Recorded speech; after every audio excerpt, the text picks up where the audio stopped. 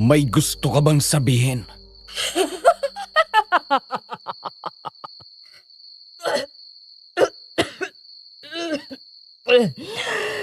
Akala mo, bayani ka. Akala mo, nakuha mo ang hinahanap mong katahimikan. Hindi. Hahabulin at hahabulin ka ng anino na ginawa mo. Problema ko na yon. Sandali! Huwag kang umalis! Sinong nandyan? Parang awa mo na. Patayin mo na din ako!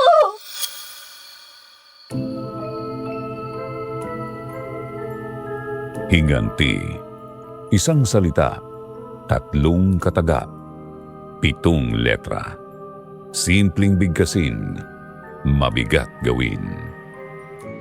Ito ang paksa natin para sa ating upload ngayon. Mula ito sa sulat na ipinadala sa atin ng ating letter sender na si Sean. Ang kanyang sulat ay tungkol sa lalaking nagngangalang Mikael na dumanas ng karumal-dumal na karanasan dahil sa aswang. Kung kayo ang dumanas ng kaparehong sitwasyon na naisin nyo din bang maghiganti? At kung sakaling magawa nyo nga ang naturang paghihiganti, mapapayapa na ba ang galit sa puso nyo? O madadagdagan lang kayo ng isipin dahil sa usig ng konsensya at pagkamuhi sa sarili? Samahan niyo kami hanggang sa huling kataga ng liham ni Sean upang malaman natin ang buong istorya ni Mikael. Simulan na natin ang pagbabasa. Magandang gabi sa inyo, Sir Jupiter, at sa inyong mga taga-subaybay ng kwentong takip-silim.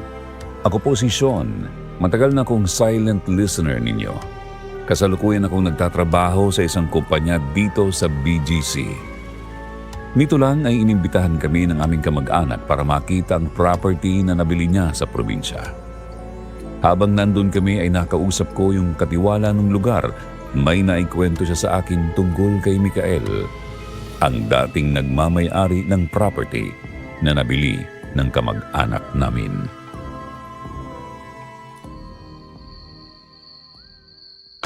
Ma? Pa?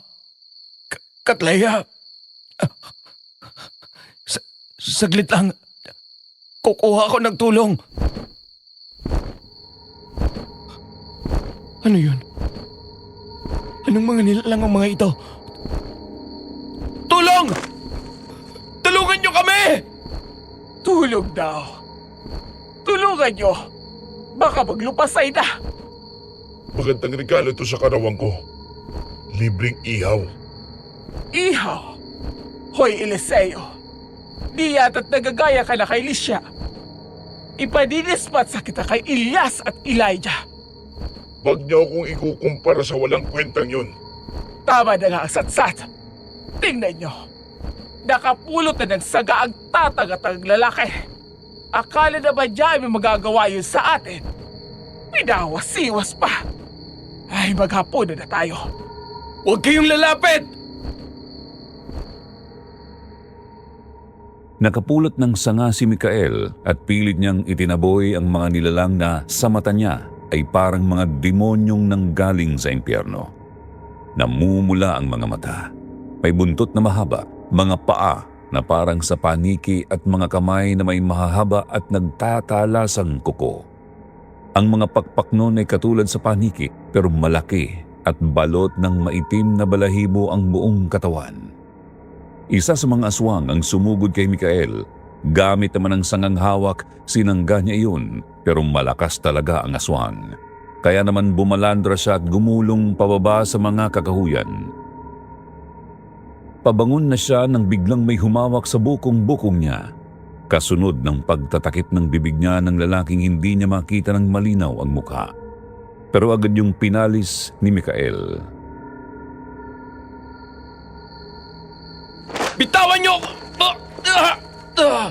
Manahimik ka. Kung hindi, parehas tayo magiging laman dyan. At ano?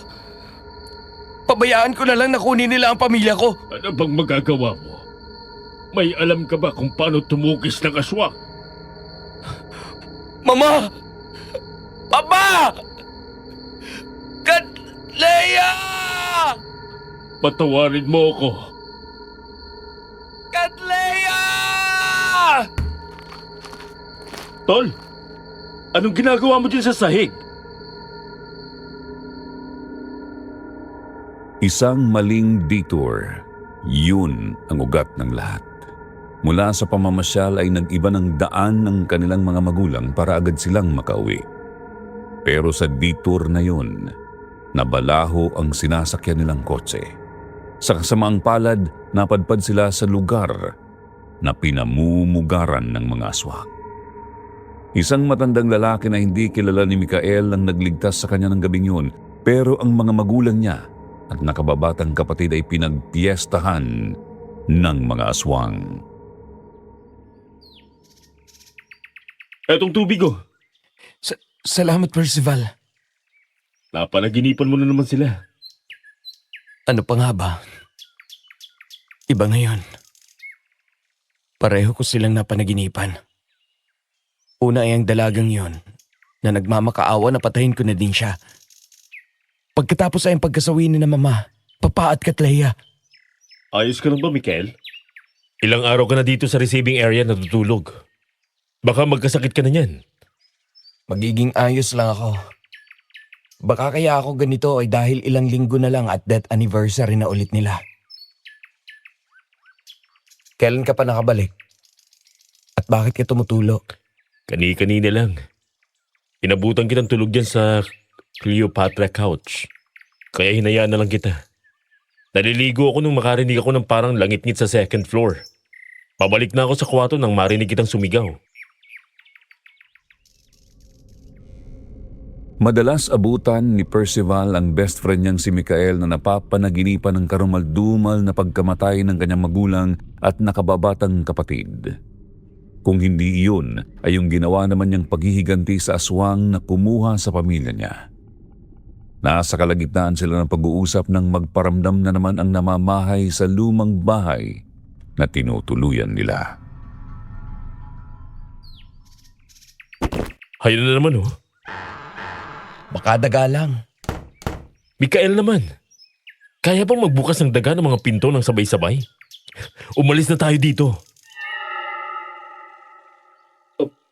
Sino yun? May narinig akong nagsalita. Percival, ilang beses ko bang sasabihin sa'yo na huwag kang pansin ng pansin sa mga naririnig mo? Para kang walang natutunan sa mga magulang mo. Kaya ako ganito ay dahil sa may natutunan ako sa mga magulang ko. Tinandaan ko mabuti ang bili nila na huwag kong isusugal ang sarili ko sa kapahamakan. Ganun naman pala. Bakit ka nandito? Dahil kaibigan mo ako. Dahil itinuring na kitang kapatid.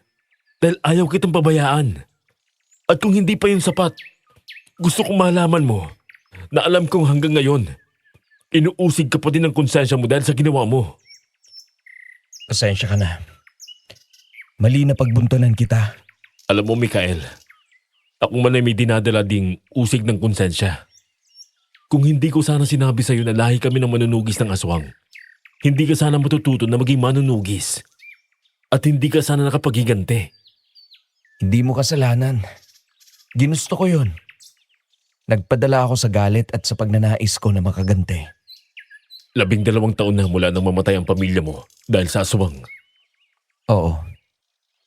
At dahil sa 2 taon na pagsasanay sa akin ng mga magulang mo, nagawa kong iganting pamilya ko.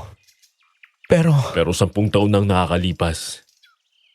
Hindi ka pa rin patahimikin ng gabing pinagpapatay mo ang pamilya ng aswang na yon. Mikael, kung di mo mamasamain, ano ba talagang nangyari ng gabing yon? 2 taon na nagsanay si Mikael sa patnubay ng mga magulang ni Percival para maging manunugis. Kasabay noon ay ang paghahanap niya sa tirahan ng mga aswang na pumaslang sa kanyang pamilya. Sa gabi ng ika-23 kaarawan niya ay nasugsug niya ang bahay ng mga ito na nasa tabing ilog. Tanaw at dinig niya ang nangyayari mula sa kanyang pinagkukublihan dahil sa bukas ang bintana ng may kalakihang bahay na gawa sa pinagtagni-tagning pawid at lumang kahoy.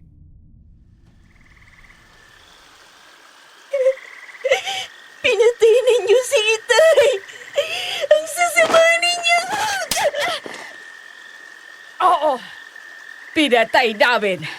Dahil yung lalaking yan, mula nagmaanak ka ng ina mong may lahing engkanto, ay naging inutil na. Hindi inutil si Itay. Gusto niyang mamuhay ng mapayapa. Inilalayo niya tayo sa kapahamakan. Manahimik ka. Kulang pa yata ang sampigan na ibinigay ko sa'yo. Kung nandito lang si Eliseo, padudugoy niya yung bunganga mo. Wala na din lang naman si Itay. Aalis na ako dito. Ganon. Matapos kang buhayin ng pamilyang ito, palamunin, bihisan at bigyan ng tirahan, titiradahan mo kami ng ganyan? Hoy Elijah, ikulong mo nga ang babaeng ito sa hawla niya. Hindi. Ayoko. Aalis na ako sa impyernong pamilyang to. Bitawan mo ako. Nakatanggap ulit ng malakas na sampal ang babae. Sa pagkakataong yun, yung Elijah naman ang sumampal sa kanya. Nalugmok ang babae sa sahig at nang higitin sa patayo ng lalaking nanampal sa kanya ay nakita ni Mikael na putok ang sulok ng labi nito. Kinaladkad ng lalaki yung babae at ikinulong sa malaking cabinet. Pakawalan niyo ako utang na loob. Hayaan niyo na akong umalis. Manahimik ka dyan. May pakinabang ka pa. Gagawin ka naming pain sa mga bibiktimahin naming pamilya. O, di ba? Mapapakinabangan pa natin yung si Lisha. Kung hindi man siya maging aswang, gagawin natin siyang kapaki-pakinabang sa ating pangangailangan. Hindi! Ayoko! Hindi ako papayag na magamit ninyo! Papatayin ko kayo! Ipaghihiganti ko si Itay! Ipaghihiganti niya raw itong si Marcel. Hoy Marcel! Narinig mo ba yon? Ipaghihiganti ka daw ng anak mo sa labas! Ay, hindi ka na nga pala nakakarinig. Dahil pinatay ka na namin! Puro kayo tawa dyan. Pumarini na kayo at paghati-hatian na natin itong ama ninyo. Para naman mapasa atin ang lakas na hindi niya ginagamit. Nang makita ni Mikael na pinagpipiestahan na ng pamilyang aswang ang katawan ng nakatatandang lalaki na nakalatag sa lamesang kawayan, dun na siya nagsimulang gumalaw mula sa kanyang pinagkukublihan. Binunod niya ang sundang mula sa baina nito, nag-uumapaw ang puot at pagnanais na maipagganti ang pamilya niya. Hindi siya nakaramdam ng pandidiri sa nakita niyang paglapa ng mga yon sa katawang nasa mesa, kahit pa nang marinig niyang kinakain ng mga yon ang ulong pugot nun at dinudukot na ang mga mata at dila ay hindi siya napapikit man lang. Nang makalapit siya sa mismong bahay ay walang habas niyang tinadyakan ng pintuan. Oras na ng paniningil, mga aswang! Aba, tingnan niyo mga anak. May dumating na panghimagas. Mukhang hindi mo yata alam ang bahay na dinadayong mo lalaki. Hindi ito pasyalan. Mukhang hindi mo alam kung anong kahihinatnan mo ngayong gabi, tanda. Bastos! Tuturuan kitang rumispeto. Yun nga lang. Mukhang hindi mo na pakikinabangan. Lalo't nilulusaw ka na ng asido sa aking tiyan. Mga anak! Turuan natin ang leksyon ng gunggong na yan! Puro kasatsat! Unang umigpaw ang aswang na kumakain ng bituka ng katawang nasa mesa. Pero bago pa yun nakaabot kay Mikael ay nabunot na agad niya ang sumpak na may lamang pilak na bala. Asintadong binaril niya ang aswang sa pagitan ng namumula nitong mga mata. Sargo ang dugo na may kasamang utak-utak. Bagsak ang aswang sa lapag. Nagkikisay pa yon bago tuluyang nalagutan ng hininga at nagbalik sa anyong tao. Sumugod ang isa pa na kanina lang ay sarap na sarap sa pagkain ng ulo kasalo si Eleanor. Pero kagaya ng nauna ay nasawi na yon bago pa malapitan ng husto si Mikael. Isang haplit ng pagi at nagkikiwal na yon sa sahig, umaaringking dahil sa sakit. 2 putok ang umalingaw-ngaw, isa sa dibdib at isa sa bao ng ulo. Mga anak! Papatayin kita! Pagpipiro-pirosuhin kita! At sisiguraduhin kong mararamdaman mo ang bawat pagpilas ko ng laman mo! Ah! Ako si Mikael! Wala akong pakialam! Bakit? Itinatanong ba kung anong ipinangalan na nag-alaga sa baboy na kinatay para kainin mo? O ng baka na inuulam mo? Ah! Ah! Hindi. Pero sabi ng nagsanay sa akin, isang kortesiya na ipaalam ko sa papaslangin ko kung sino ako. Kaya makinig ka, Eleanor. Huwag mong mabanggit-banggit ang pangalan ko sa bibig mo, lalaki! Makikinig ka, Eleanor. Sa ayaw at gusto mo. Ako si Mikael. Anak ako ni Rafael at Viola. Kapatid ako ng nakatatanda ni Katlaya. Hindi ko siya kilala. Doon mo sila hanapin sa dumi kong matagal ko nang nailibig sa lupa. Ah! Ang kamay ko! Masakit ba? Ganyan kasakit ang ginawa ninyo ng mga anak mo sa pamilya ko. Nilopa ninyo sila. At naghahalakhakan pa kayo habang dumadaing at sumisigaw sila sa bawat kagat ninyo. Sa bawat paglapan ninyo ng laman nila. Mga demonyo kayo! Nagmistulang sadista si Mikael. Halinhinan niyang hinihiwa ng sundang at hinahaplit ng pagi ang aswang. Sa bawat hiyaw ni Eleanor ay lalo lang sumisidhi ang pagnanais niya na pagdusahin yun. Iniiwasan niyang bigyan ng nakamamatay na hagupit hanggang sa wala nang mapaglagyan ng latay ang katawan nito at nagbalik na din ito sa anyong tao. Kagaya ng isang sadista ay tinanong niya pa ito kung may nais pa itong sabihin at nang tuyain lang sa nito ay kinitlan niya ito ng buhay sa pamamagitan ng pagpugot ng ulo nito. Ilang sandali siyang tumigil, hinayaang magmalabis ang luha sa mukha niya pagkatapos ay naglakad na siya palabas ng bahay. Nang biglang may magsalita mula sa loob ng malaking cabinet nang bumukas yun na isang babaeng may mahabang buhok at malasutlang balat ang lumabas. Sandali! Huwag kang umalis! Sinong nandyan? Parang awa mo na. Patayin mo na din ako. Bakit ko naman gagawin yon? Parte ako ng pamilyang to. Huwag kang mag-ilusyon, miss. Sa nasaksihan ko ngayong gabi, hindi ka naman nila itinuturing na kapamilya. Parang awa mo na. Wakasan mo na din ang buhay ko. Wala na akong mapupuntahan. Habang mo na lang. Aswang ka ba? Anak ako ng isang aswang. Nagiging aswang ka ba? Kaya Licia ang bigkas sa pangalan ko ni Tia Eleanor at Kuya Eliseo. Dahil sa palpak akong aswang. Hindi ako nagbabagong anyo at hindi kumakain ng tao. Isang Licia. Isang wala sa tamang hulog. Kung ganon, wala akong dahilan para paslangin ka. Isinuksok na ni Mikael ang sundang sabay na nito at nagsimula na siyang umalis. Pero nakakailang hakbang pa lang siya ay may naramdaman siyang nakayakap sa mga binti niya. Nang lumingon siya ay nandun ang babae.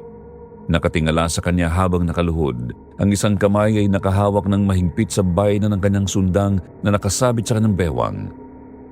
Nang magtama ang kanilang paningin, napansin niya na parabang may bakas ng ginintuang kislap ang mga mata nito. Kahit ipahiram mo nilang sa akin to. Ayoko nang mabuhay pa. Gusto ko nang sumama kay Inay at Itay. At sa tingin mo ba, magkikita kayo? Isang mortal na pagkakasala ang kitlina ang sarili mong buhay. Diretso ka sa impyerno. Mas mabuti pa nga siguro doon. Kahit papano ay Mabibigyan kong dahilan kung bakit miserable ang buhay ko. Kaysa sa buhay ako matatawag pero impyerno ang sitwasyon. Wala ako sa lugar na sermonan ka tungkol sa buhay. Lalo't kapapasalang ko lang sa mga salot na yan. Pero palaging sinasabi ng mga magulang ko na habang may buhay, may pag-asa. Ano namang halaga ng sinasabi mong yan? Ikaw, ano nang gagawin mo ngayong naipaghiginti mo na ang pamilya mo? Ha? Yan ang hindi ko alam. Hihintayin ko na lang sigurong pumanaw ako para makita ko na ulit sila.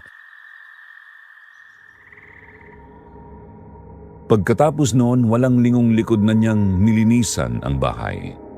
Umuwi siya kina Percival at 3 araw na nagkulong sa kwarto niya. Sa 3 araw na yun, hindi niya nakuha ang kapanatagan. Ang bangungod niya na tungkol sa pagkamatay ng pamilya niya ay nadagdagan lang. Patuloy niyang napapanaginipan ang ginawa niyang pagpaslang sa pamilya ni Eleanor. At kadalasan ay nag-aanyus ang aswang sa panaginip, mabangis, walang konsensya, malupit. Sa tuwing mangyayari yon, naaalala ko ang salita ng mga magulang mo. Matuto kang magpatawad. Tama nga sila. Aray! Bakit mo ako binatukan ng ashtray? Hindi yun sinabi sa'yo ng mga magulang ko. Para patuloy mong parusahan ang sarili mo tungkol sa ginawa mong paghihigante. Ano ngayon ang sinasabi mo? Alam ng mga magulang ko na hindi halang ang bituka mo. Na kapag natapos ng lahat, uusigin ka ng konsensya mo. Na patuloy kang hahabulin ng eksenang yon. Yung parang sa sundalo, yung PTSD. Yun na nga, Percy. Hindi ako sundalo.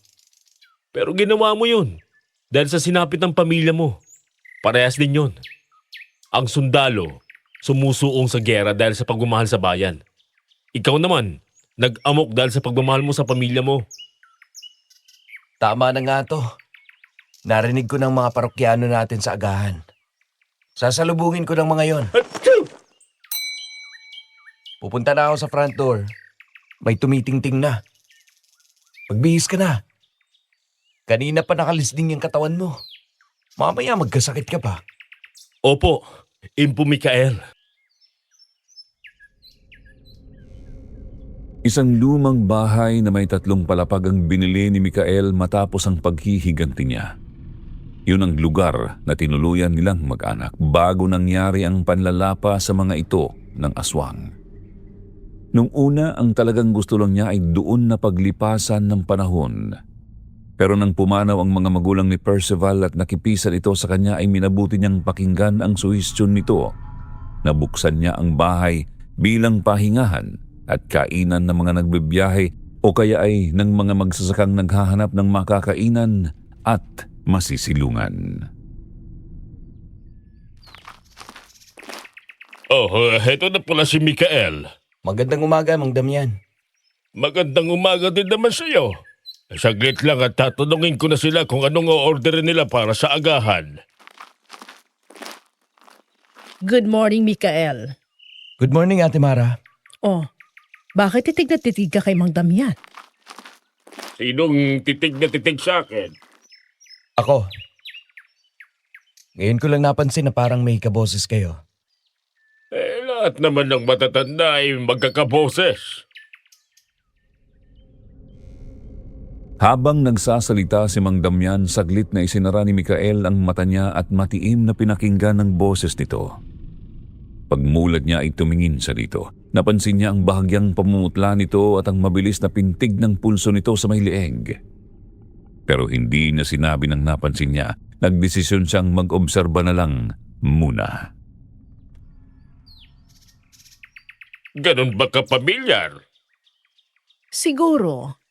Kita nyo, napapikit pa para makinig. Ewan. Sa tingin ko'y nagkakamali lang ako. Pasensya na kayo sa akin. O siya, kung ayos ka na, heto na ang order namin. Ikaw, Ate Mara, anong sayo? Ano pa nga ba? Biyernes ngayon, kwarto. Mag-overnight ulit ako dito.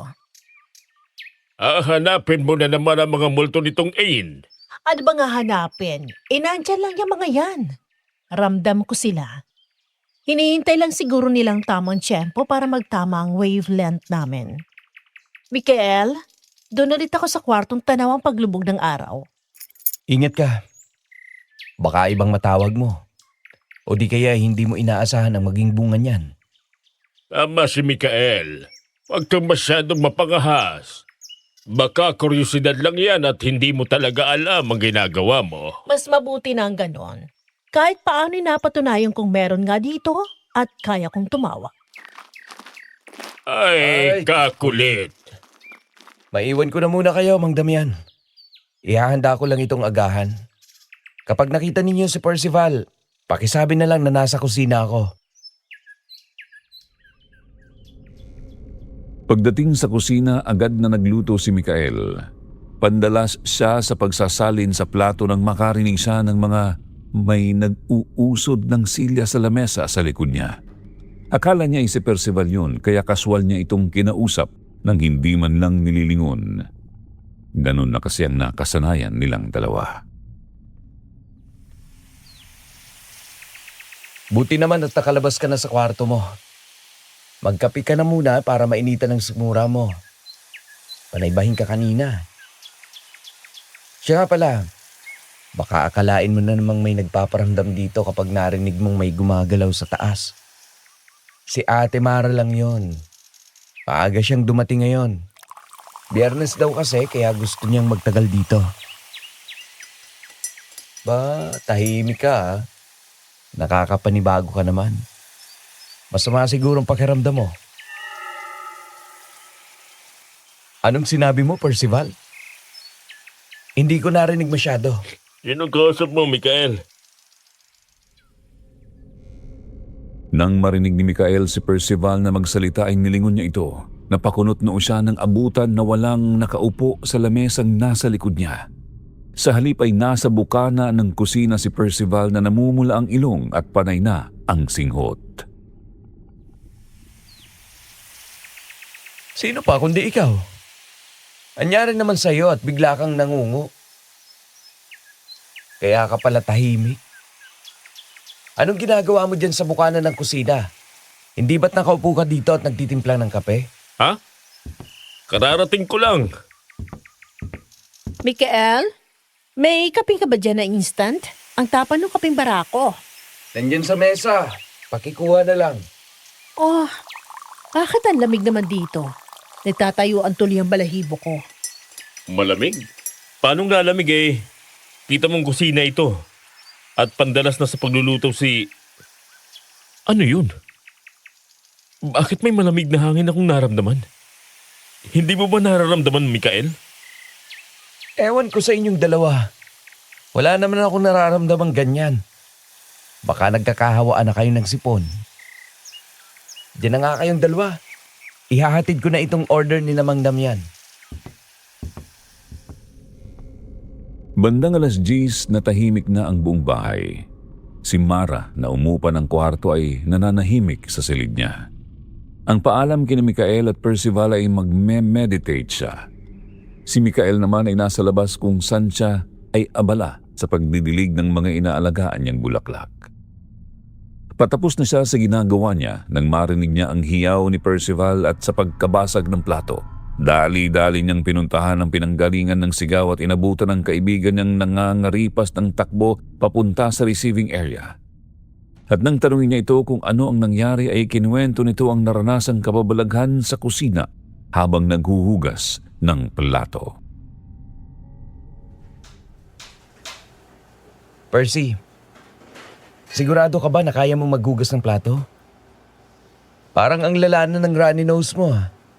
Dumayo ka na sa bayan at bumili ka ng gamot sa sipon. Mamayang bandang hapon na ako inom ng gamot, Mikael. Nakakaantok yun. Baka mamalayan ko na lang na nagtutok-tok ako habang naglalakad. Oo siya. Iiwan na kita. Magdidilig lang ako ng mga halaman ko. Parang maganda mag-invest kami ni Mikael sa bulaklak ha. Magaling naman ang kamay niya. Makausap nga mamaya. Uy! Buti bumalik ka. Anong masasabi mo kung Mag-venture tayo sa Bulaklak. Mukhang may talento ka sa pagbuhay ng mga ganon. Ipa-develop natin sa taniman yung likod nitong property. Anong masasabi mo? Ha? Ano? Bakit ka ba bumubulong? Lumingon si Percival para kausapin si Mikael. Pero laking gulat niya nang makakita siya ng nakalutang na katawan. Kalahati na lang yon at ang masakit pa ay bewang pababa na lang ang inabutan niya.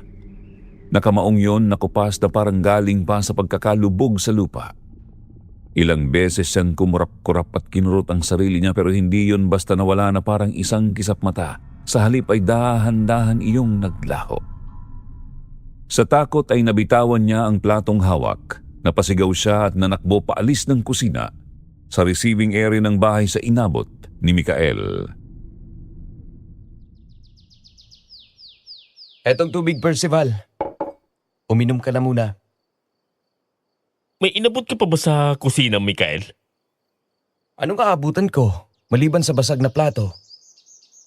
Hindi ka naniniwala sa akin, no? Naniniwala ako. Nag-aalala lang ako na baka masaktan ka dahil dyan sa pagiging matatakutin mo. Konting tapang. Anak ka ng mga manggagamot, hindi ba? Hindi sila basta manggagamot. Manunugis pa. Hindi ako takot sa aswang. Pero iba talagang takot ko sa multo eh. Ang aswang ay pisikal na katawan. Ang multo wala. Makakapanakit ang aswang, pero hindi ang multo. Apwera na lang kung matatakotin ka at mahinang pananampalataya mo. Hindi ako kasing tapang mo. Mabuting ang ganyan ka. Hindi ka katulad ko na hindi patulugin ang mga bangungot ko. Anong mabuti doon? Hanggang ngayon, hindi ko pa rin naipaghihiganti ang mga magulang ko sa aswang na lumapas sa kanila. Ano ba? Nababato ka dyan eh. Anong yung palagi naming sinasabi ng mga magulang mo sa'yo? Huwag mababuhay sa galit at poot. Huwag din maghihiganti dahil walang buting dulot yun. Pero bakit ikaw, ginawa mo pa din? Tingnan mo. May nagawa bang buti sa akin? Sinaktan ko ang kalooban ng mga magulang ko na kumupkup sa akin. Ang kapal pa ng mukha ko na sa inyo umuwi. Tapos ngayon patuloy akong binabangungot. Gusto mong maging kagaya ko? Umuwi ka na sa bahay niyo sa Maynila. Patawarin mo lang sarili mo. Gagawin ko yan. Kapag nahanap ko ng pumatay sa mga magulang mo. Ako dapat ang tumatrabaho niyan. Ako ang anak nila. Dahil anak ka nila, kaya hindi dapat. Ipinangako ko na hindi kita hahayaang magaya sa akin. Huwag mo na akong pahirapan. Kung naniniwala ka sa akin tungkol dun sa multo, ano lang gagawin natin? Nagpakita lang at hindi ka sinaktan. Wala tayong gagawin. Pero hetong krusipiyo ko. Sa'yo na muna. Palagi mong ilagay sa kanang bulsa mo. Tigilan mong pagpapapansin sa pagpaparamdam at pagpapakita ng mga espiritu para di ka lapitan. Ha? Itong magkabilaan na bakal na krus na to? Pero, bantay mo to, di ba? Kaya nga. Busog sa dasal yan. Kaya mainam na proteksyon. Kahit sa aswang, ay magandang pananggalang yan. Bandang hapon pagkatapos nilang kumain ay nagpaalam saglit si Mikael na dadayo sa bayan. Ibinili niya kay Percival na magtirik ng kandila sa altar nila pagpatak ng 3:00 at kung maaari, pagsabihan si Mara na huwag masyadong paglaruan ang bahay at baka kung ano ang matawag. Wala pang 1 oras ay nakauwi na sana si Mikael kung di nga lang dahil sa isang pangyayari sa palengke. Oops! Okay ka lang, miss? Oo, okay lang naman. Wala namang napilipit. Pasensya ka na't nabunggo kita. Nadali kasi ako ng lalaking may malaking bag. Walang kaso yun. Ingat ka na lang sa susunod. Salamat. Kukunin ko na tong bawang ko. Pakumusta na lang kay Mang Gusting. Yun pong lalaking bumili ng bawang sa inyo? Oho, yung gwapong matangkad. Doon po ba siya nakatira sa bahay na luma na may 3 palapag? Naulinigan ni Mikael na nagtatanong yung babaeng bumunggo sa kanya kung saan siya nakatira. Ipagsasawalang bahala lang sana niya yun, pero nung maramdaman niyang sinusundan siya nung babae, naalerto siya. Nung una akala niya ay nagkakamali lang siya, pero nung sinubukan niyang dumaan sa mga kanto-kanto ng palengke ay patuloy pa rin siyang sinusundan nung babae at nagdesisyon siyang hold upin yun. Pagdating niya sa may dulo kung saan nandun ang wet market ay bigla siyang kumaliwa.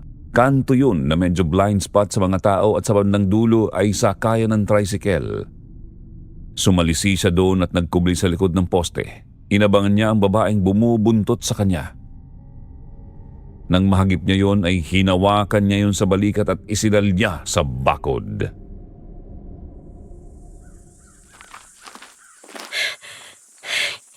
Nasaan na yun? Ay! Ano? Bakit mo ko sinusundan? Ano kasi... Tumingin ka kaya sa akin? Um, Isang kagandahang asal ang tumingin sa kausap.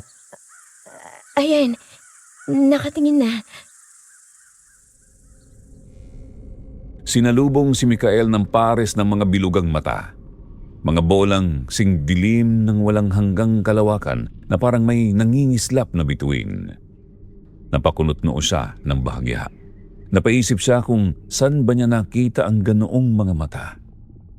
Pero ang bahagyang kunot ng noo niya ay nauuwi sa seryosong pagdidikit ng kanyang mga kilay at bahagyang sumimangot nang magsalita ang babae. Tsokolate? Anong sinasabi mo? Nagugutom ka ba? Parang tsokolate ang mga mata mo. Ha?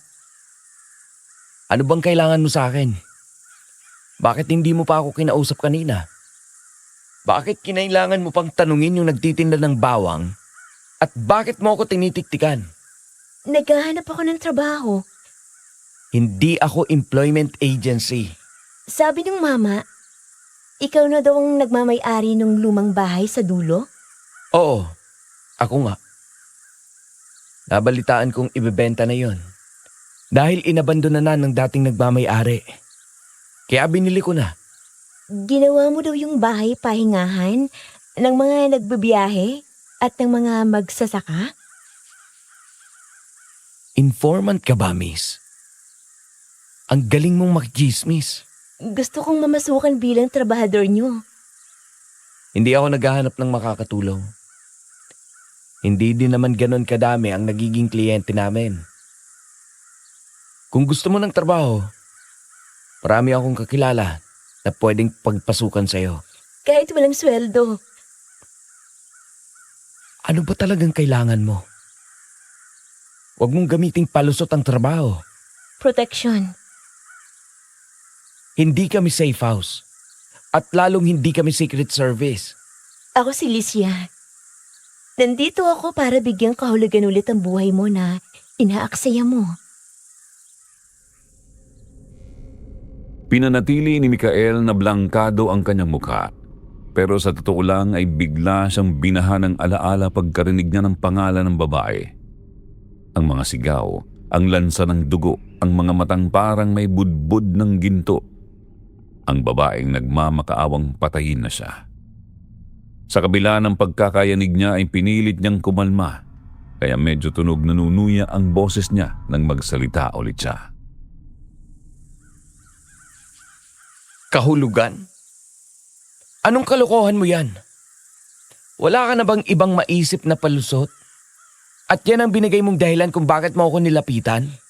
Matapos mo akong abandonahin ng gabing yun, wala na akong balak pang lapitan ka, pero... Kung bibit-bitin mo lang din ang sasabihin mo, iiwanan na kita. Hindi man delikado dito dahil walang aswang. Delikado pa din dahil sa mga lasing na tambay. At ilang lango sa mga bagay na hindi dapat hinihitit. Paano kung sabihin ko sa yung 3 lalaki ang anak ni Eleanor? Ano? Paano kung malaman mo nang pumatay sa mga magulang ng matalik mong kaibigan, sa mga nagturo sa iyo para maging manunugis, ay ang bunsong anak na lalaki ni Eleanor, si Eliseo. Nanlaki ang mga mata ni Mikael sa narinig. Tinitigan niya ang babae sa harapan niya. Pero wala siyang makitang pagbibiro sa mata nito. Nanginig ang mga kamay niya. Nagbabalik ang lahat ng bangungot niya na pilit niyang nililimot pero hindi malimot-limutan. Napuno siya ng takot at pag-aalala. Hindi lang para sa kanya kundi para din sa kaibigan niyang si Percival. Walang kibo niyang hinagip ang braso ng babae at kinuha ang bitbit nito na maliit na maleta. Sumakay sila ng tricycle at nagpahatid sa may tabing dagat. Takip silim na nang makasapit sila doon. Alam mo ba ang dahilan? Bakit pinatay nung Eliseo ang mga magulang ng kaibigan ko? Sinugusog ka niya. Gusto niyang ipaghiganti ang nanay niya at dalawang nakatatandang kapatid niya. At alam mo ito dahil? Matapos mo akong tanggihan sa pakiusap ko, napatayin mo na ako. Nagpahataw-hataw ang buhay ko. Hanggang sa dalawang matandang magsasaka ang kumupkup sa akin. Nasugsug ako ni Eliseo. Sinisisi niya ako. Pinaslang niyang mag-asawang kumupkup sa akin. At ipinahanap niya ako sa'yo, ganun ba? Kung inaakala mo na maaakit mo ako sa paghuhubad mo, ay nagkakamali ka. Diyos ko po. Ano nangyari sa'yo? Tumalikod si Licia at ipinakita ang kabuuan ng kanyang likuran. Mula sa puno ng kanyang balikat hanggang sa dulo ng kanyang gulugod ay may 3 linya ng namumula. Malalim at galit na peklat. Nang maipakita niya yun ay isinara na ulit niya ang kanyang blusa at humarap kay Mikael. Tinangka akong patayin ni Eliseo, pero nakatakas ako. Dahil sa pagkalmot siya sa likuran ko, nahulog ako sa rumaragasang ilog. Isang mabuting pamilya ng mga magtutubo ang nakapulot sa akin. Nang malakas na ako, nilisan ko na sila. At tinanap mo ako? Paano?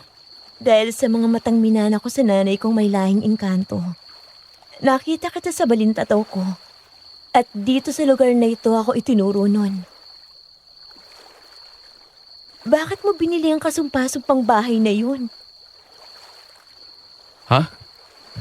Bakit? Naniniwala ka din na minumulto ang bahay na yon? Kung multo lang sana ang usapan, pero hindi.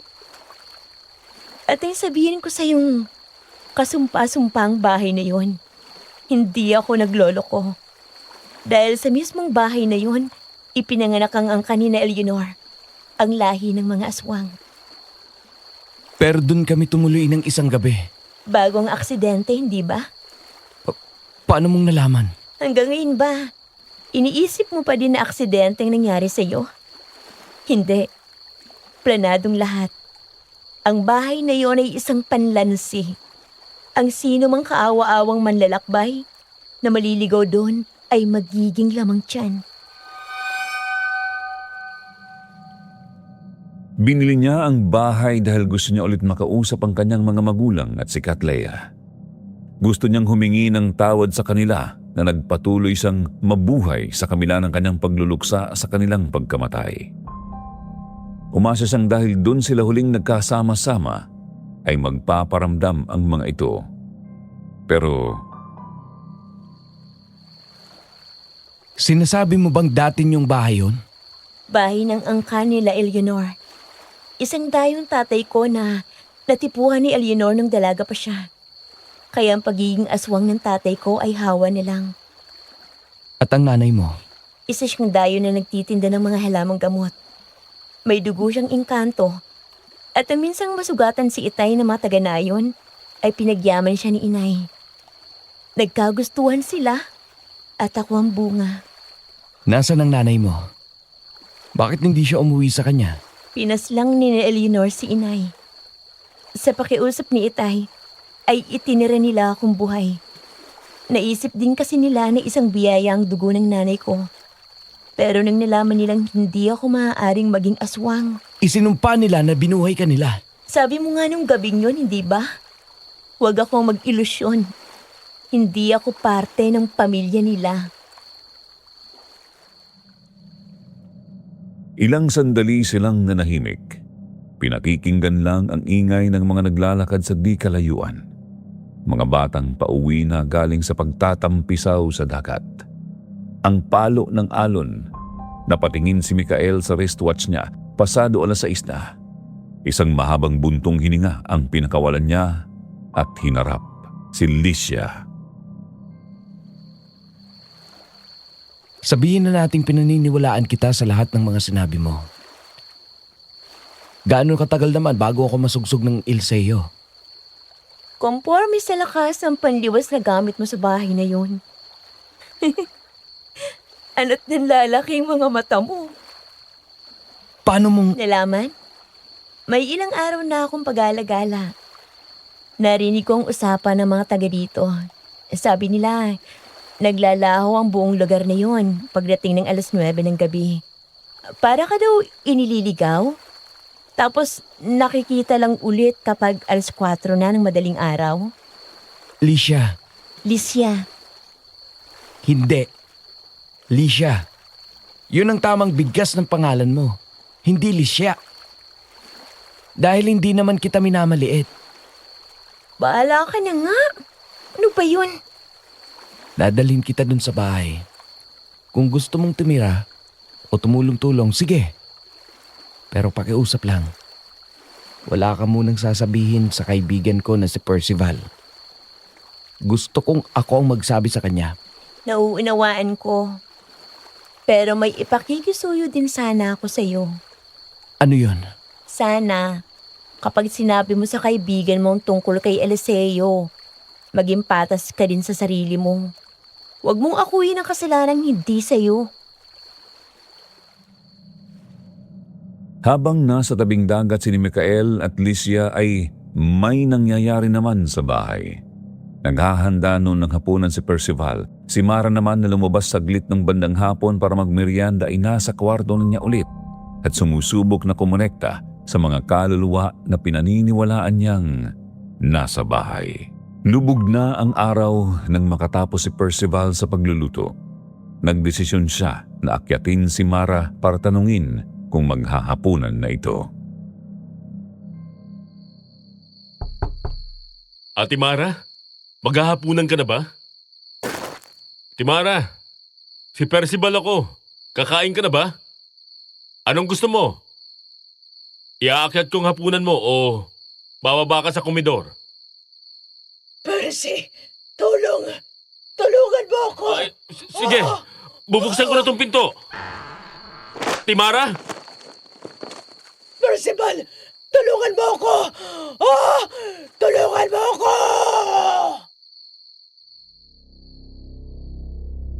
Nasa kama si Mara, paikot-ikot na parang naiinitan na hindi maintindihan. Kasabay nun ang pag-iiba ng boses niya ay lumutang din siya ng ilang pulgada sa higaan ng nakatihaya habang ang ulo niya ay nakaharap kay Percival. Nang magmulat siya, panay puti ang mga mata niya. Sa takot ni Percival ay bumigay ang tuhod niya at napaupo siya sa lapag. Doon na umiba ng pwesto si Mara. Bigla yung dumapa sa kama at tumayo na parang mabangis na aso na manunugod. Gapang, gulong, takbo ang ginawa ni Percival para makalabas ng kwarto.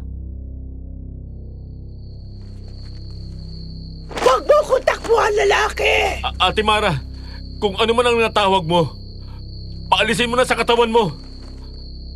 Sa iyo ang katawan na yan. Huwag mong hayaan na maagaw sa'yo. Yun pala ang pangalan ng babaeng ito!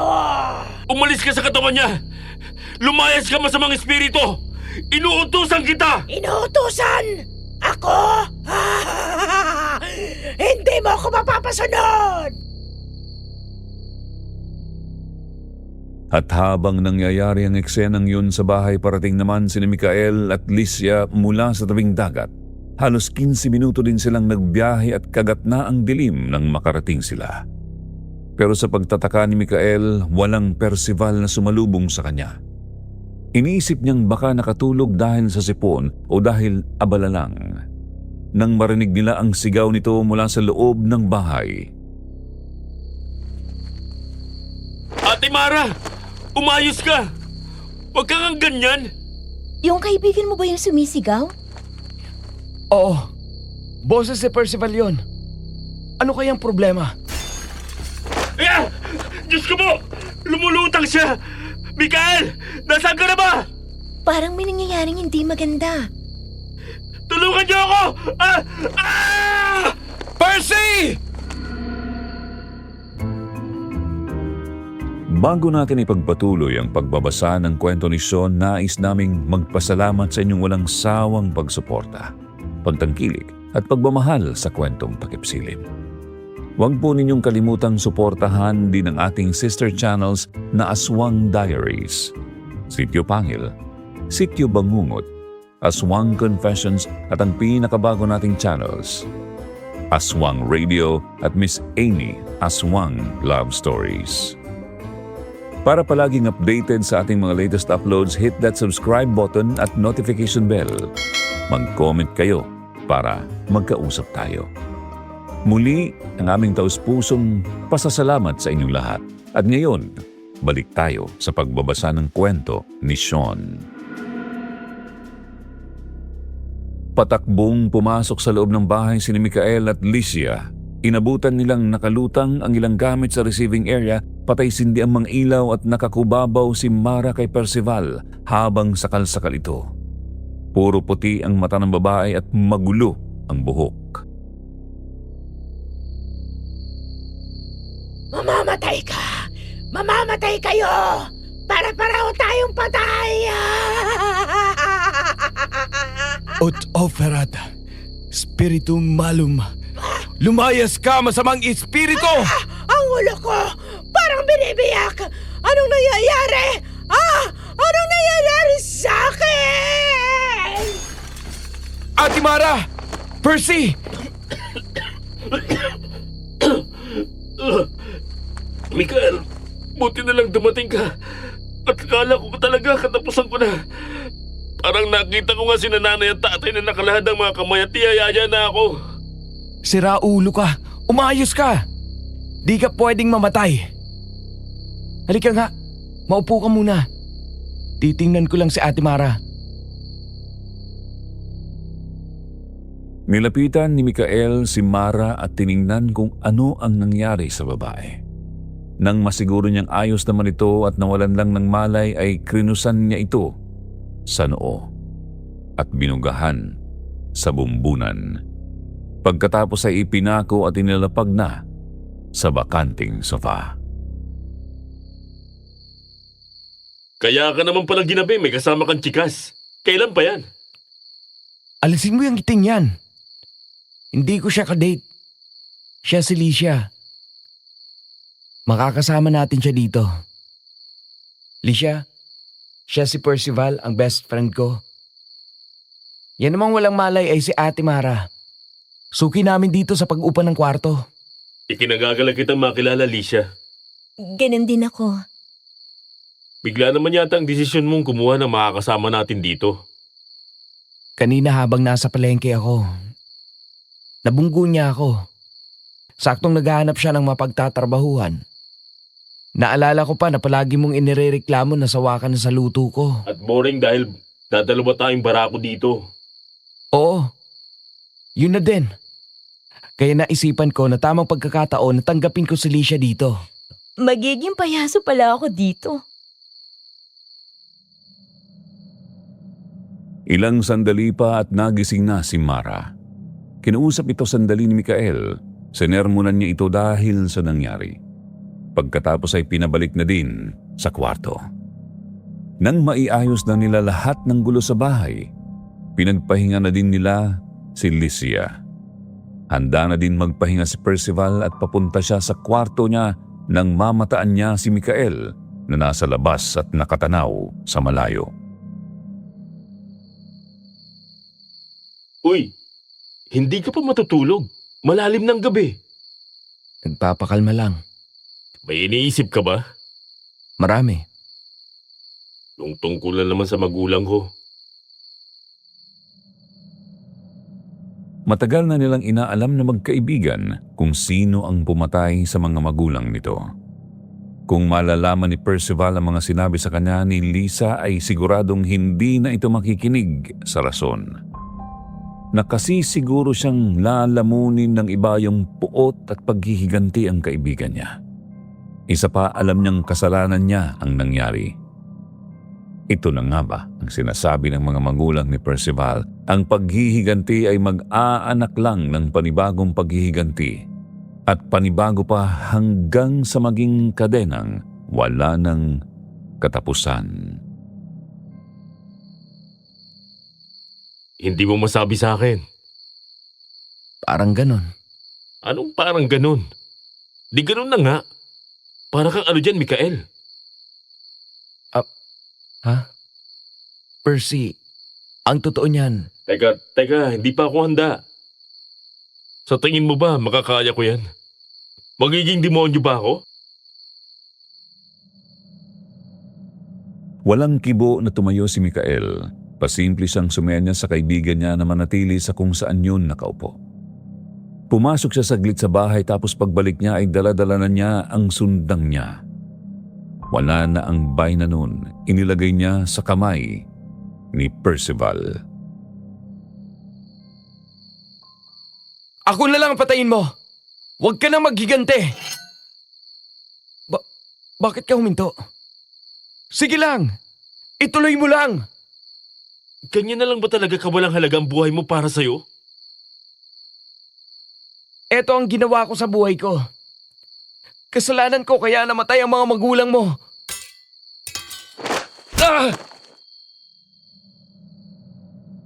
Ibinato ni Percival ang sundang at inundayan ng suntok si Mikael, dahilan para bumalandra ito sa lapag. Kinubabawan niya ang kaibigan at kinwelyuhan. Nagbabaga ang mga mata niya sa pinaghalong galit at sama ng loob sa kaibigan. Pikon na ako sa self-pity mo. Sumang-suma na ako na nakikita kitang ganyan. Percival, Nasaan ang best friend ko na nagsabi na wala siyang pagsisisihan? Nasaan? Ibalik mo siya sa akin. Ibalik mo yung lohikal, praktikal at matapang kong kaibigan na may malinaw na isipan. Yung hindi iniisip na pasandyang daigdig. patawarin mo ako, Percival. Kanina sa palengke, may nalaman ako. Natakot ako na kung sasabihin ko sa iyo, magagalit ka sa akin. Natatakot ako na baka tulad ko, lamunin ka ng masiding pagnanais na maghigante.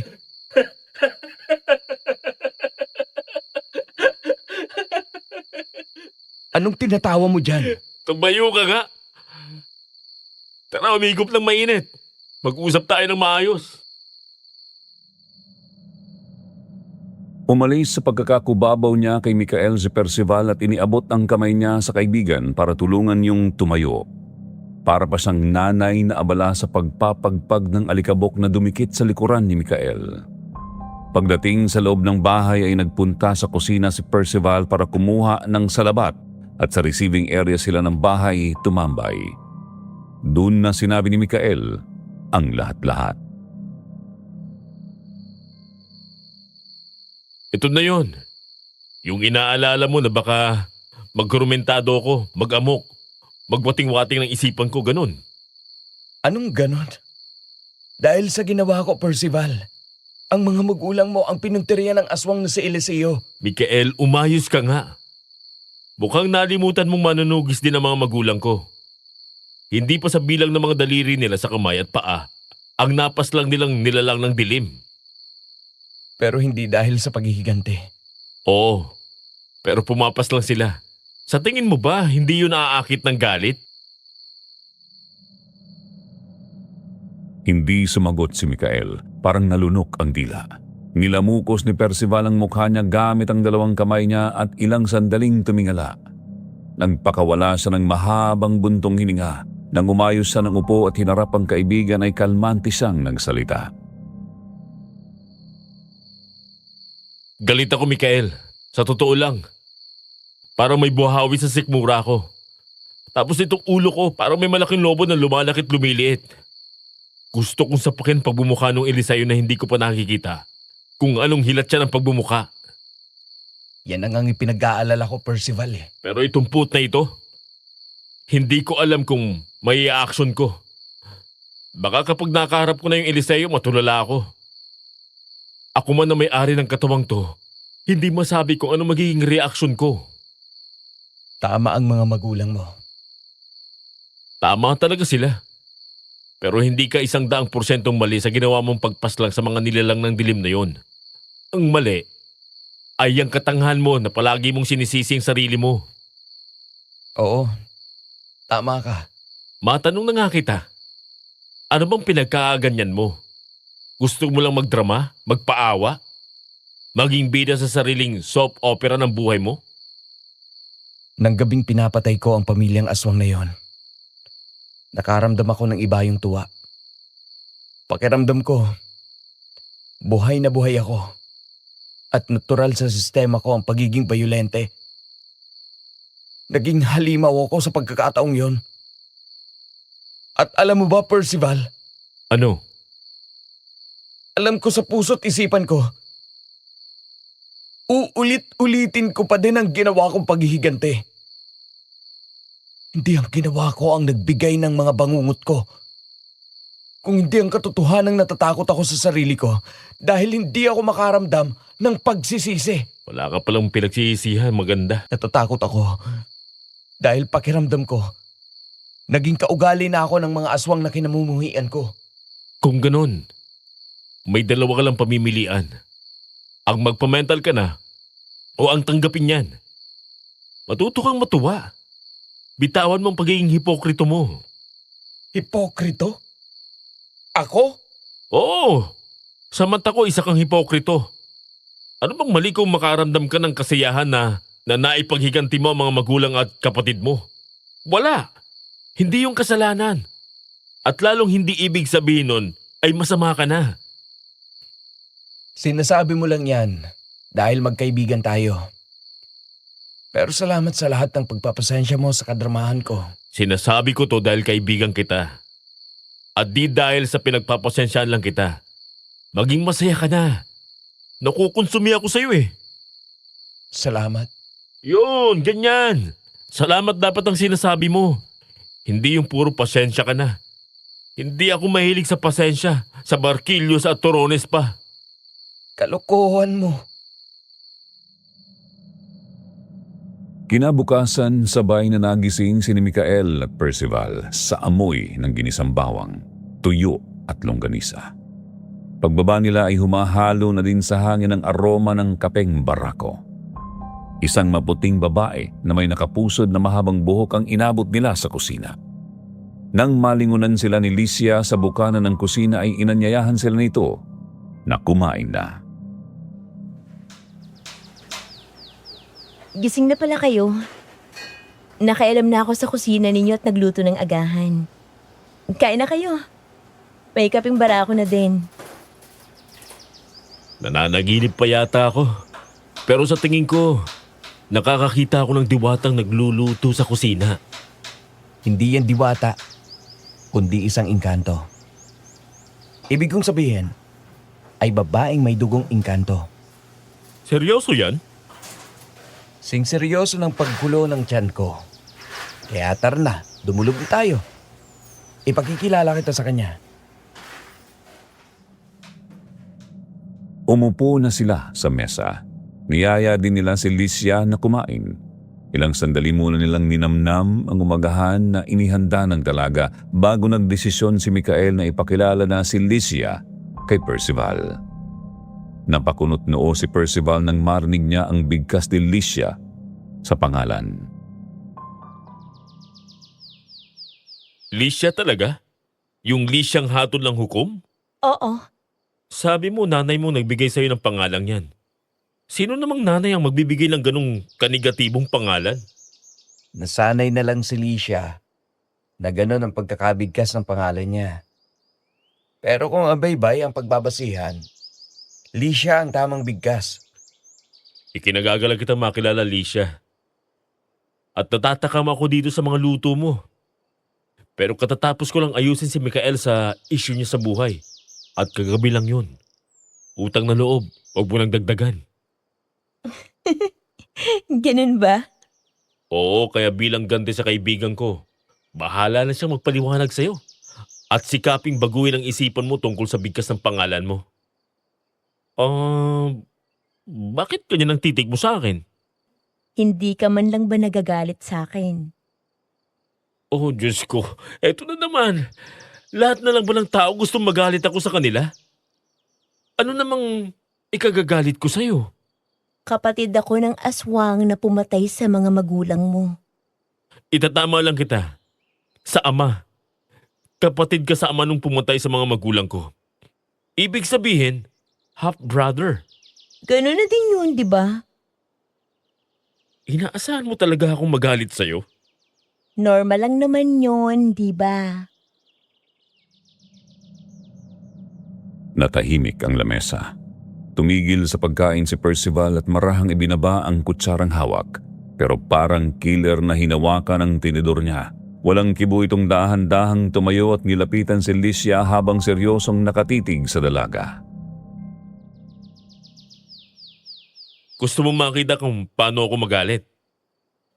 Kung ano man ang gagawin mo dahil galit ka sa ginawa ni Eliseo sa mga magulang mo, gusto kong malaman mong mauunawaan ko yun.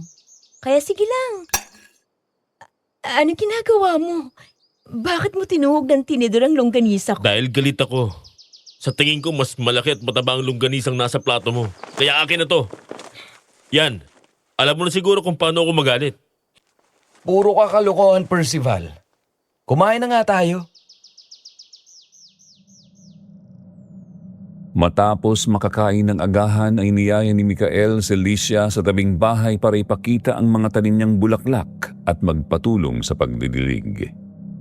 Isang bulaklak ang pinansin ni Licia. Anong tinitingnan mo dyan? Itong mga rosas na tanim ko. Ang gaganda. Kung sana ito na lang ang pinangalan sa akin ng nanay ko. Sa bulaklak na Lisianthus ka pinangalan ng nanay mo. Ayon sa kwento sa akin ni Itay, yung lola na umampun kay inay ay may mga koleksyon ng libro na galing sa Japan. May nakitang bulaklak dun si inay na kamukha ng rosas. Lisianthus ang pangalan. Kaya Licia.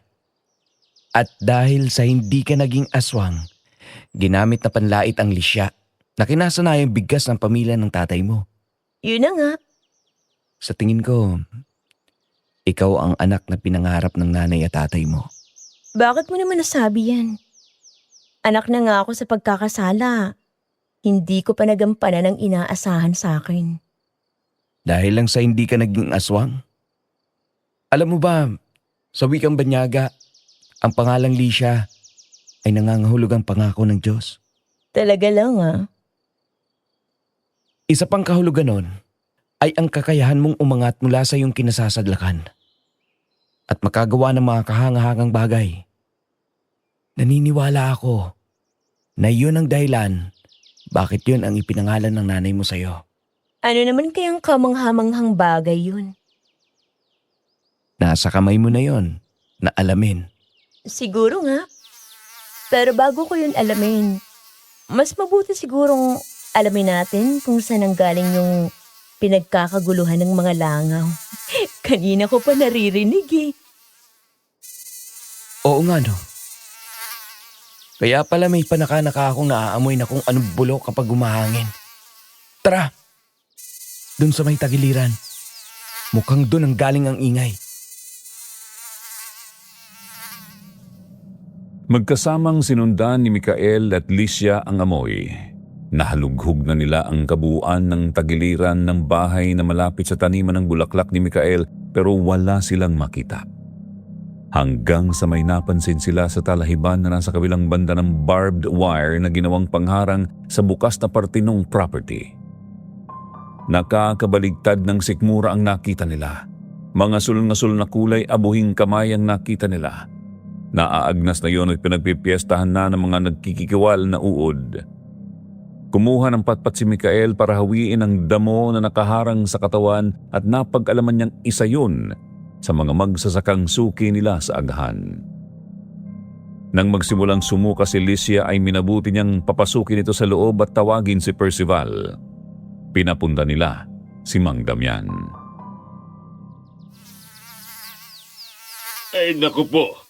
Kawawa naman si Crisanto. Ano nang gagawin natin? Alangan naman maging pataba sa palayan niyang si Mang Crisanto. Sabi ko na ito kay Kapitan bago ako pumunta dito sa inyo. Maigpit ang bili niya na huwag nang pakalatin. Kaya kami na bahala dito. May kukuha na kay Crisanto mamaya lang ng konti. Hindi ito gawa ng simpleng hayop. Kakaibang mga sugat niya. Masyado ding brutal ang paglapa. Hindi ako magkakamali na gawa ito ng isang aswang. Hindi. Gawa ito ng taong nalulong sa ipinagbabawal na gamot. Pikit ba kayo, Mang Damian? Kahit ang durugista ay hindi makakagawa ng ganyan. Durugista. Yun lang, Mikael. Walang ibang dahilan. Mapapahamak ang mga tao kapag pinagtakpan niyo to. Hindi na ganun kaganda ang pagkakakilala ng mga tao sa baryo natin. Iniiwasan na din itong puntahan ng iba. Kung malalaman pa ng mga tao na inaaswang ang lugar na ito, tuluyan na tayong katatakutan. Gawin yung gusto niyo. At inaasahan ni Kapitan na ganun din ang gagawin niyo ni Percival. Inaasahan niyang makikisama kayo. Putong ina sa nabuhay yan. Cover up. Hindi na yun bago. Kapag may hindi may paliwanag o di kaya ay sobrang kontrobersyal na pangyayari, pinipili ng mga kinaukulan ang pagtakpan yun.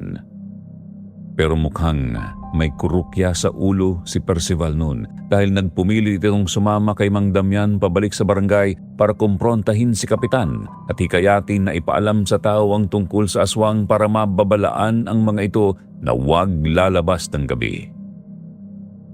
Sa kasamaang palad, hindi nakinig ang Kapitan.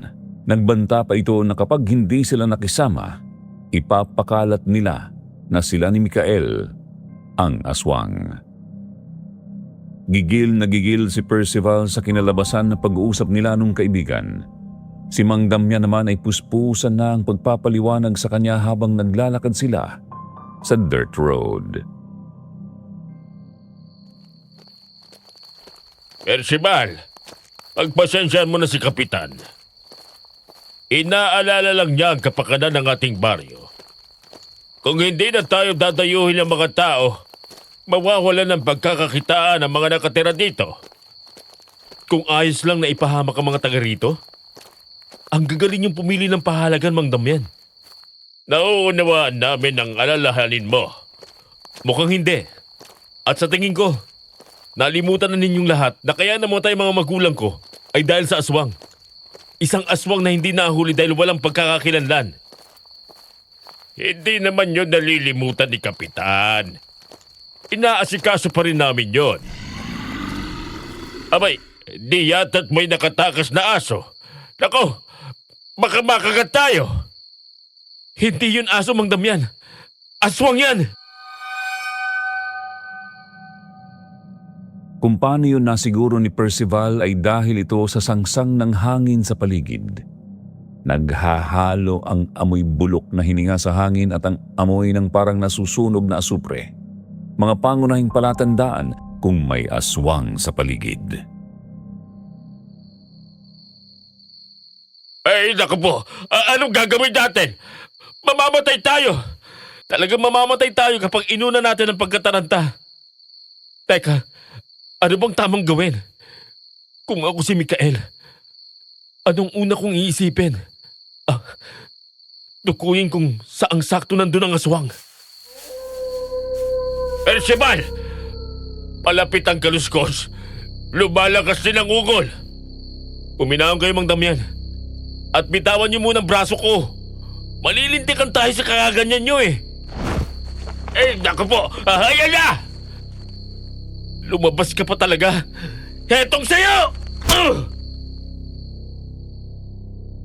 Habang nakikiramdam si Percival ay nangapa siya ng sandata sa bulsa niya. Saktong nandoon ang doblehang Kristo na bakal na kursipiho na pinahiram ni Mikael sa kanya. Mahigpit niya iyong sinalikop sa kanyang kamao at pag-igpaw ng aswang ay binigyan niya iyon ng malakas na suntok sa pagitan ng mga mata nito. Bumalandra ang aswang sa maalikabok na lapag. Bilisan niyo, Mang Damian! Manakbo na tayo! Eto na ka! Mang Damian! Ilagad mong buntot, Percival!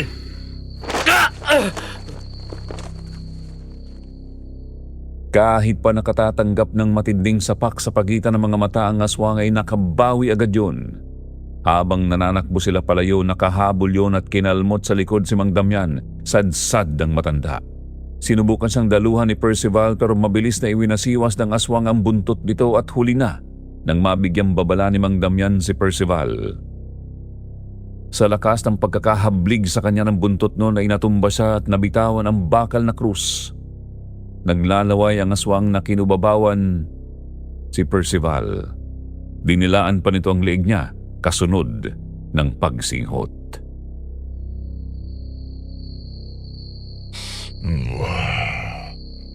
Alam ko ang amoy mo.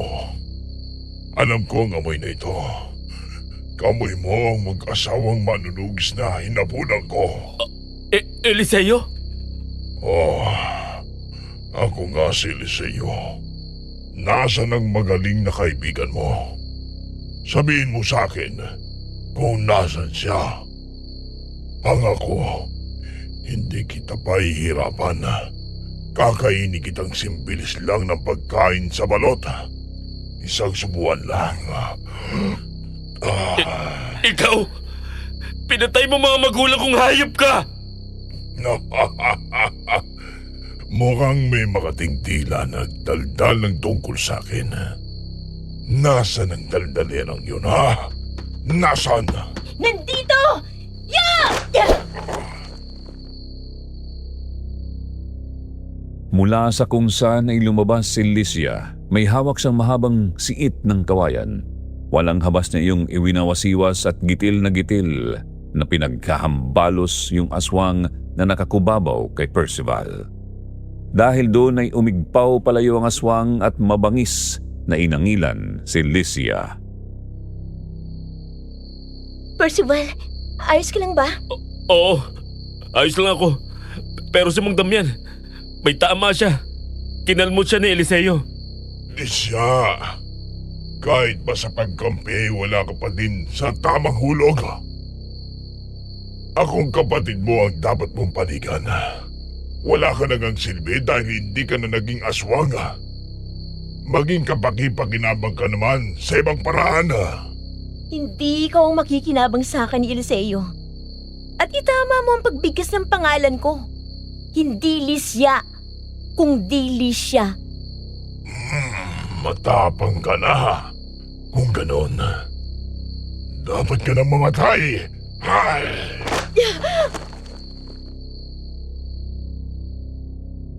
Dinaluhong ng sakal ng aswang na si Eliseo si Lycia, pati haya siyang bumagsak sa maalikabok na lapag at nakipagpambunod dito. Pilit niyang inaalis ang mga kamay nito sa mahigpit na pagkakasalikop sa leeg niya. Kumilos si Percival at mabilis na hinagip ang krus na tumalsik. Mahigpit niya yung hinawakan at gamit ang matalas na parte nun ay sinaksak niya sa balikat ang aswang na kinukubabawan si Lycia. Umaringking yun sa sakit at nabitawan ng dalaga. Gamit naman ang buong bigat niya ay tinadyakan ni Percival ang aswang. At nang mawala ito sa ibabaw ni Lycia ay hinagip niya ang siit ng kawayan at siya naman ang naghahampas dito. Doon na ito tumalilis palayo. Nang masigurong wala na ang aswang, inalalayan niya si Lycia na tumayo. Ayos ka lang ba? Nakakahinga ka ba ng maayos? Nakakasalita?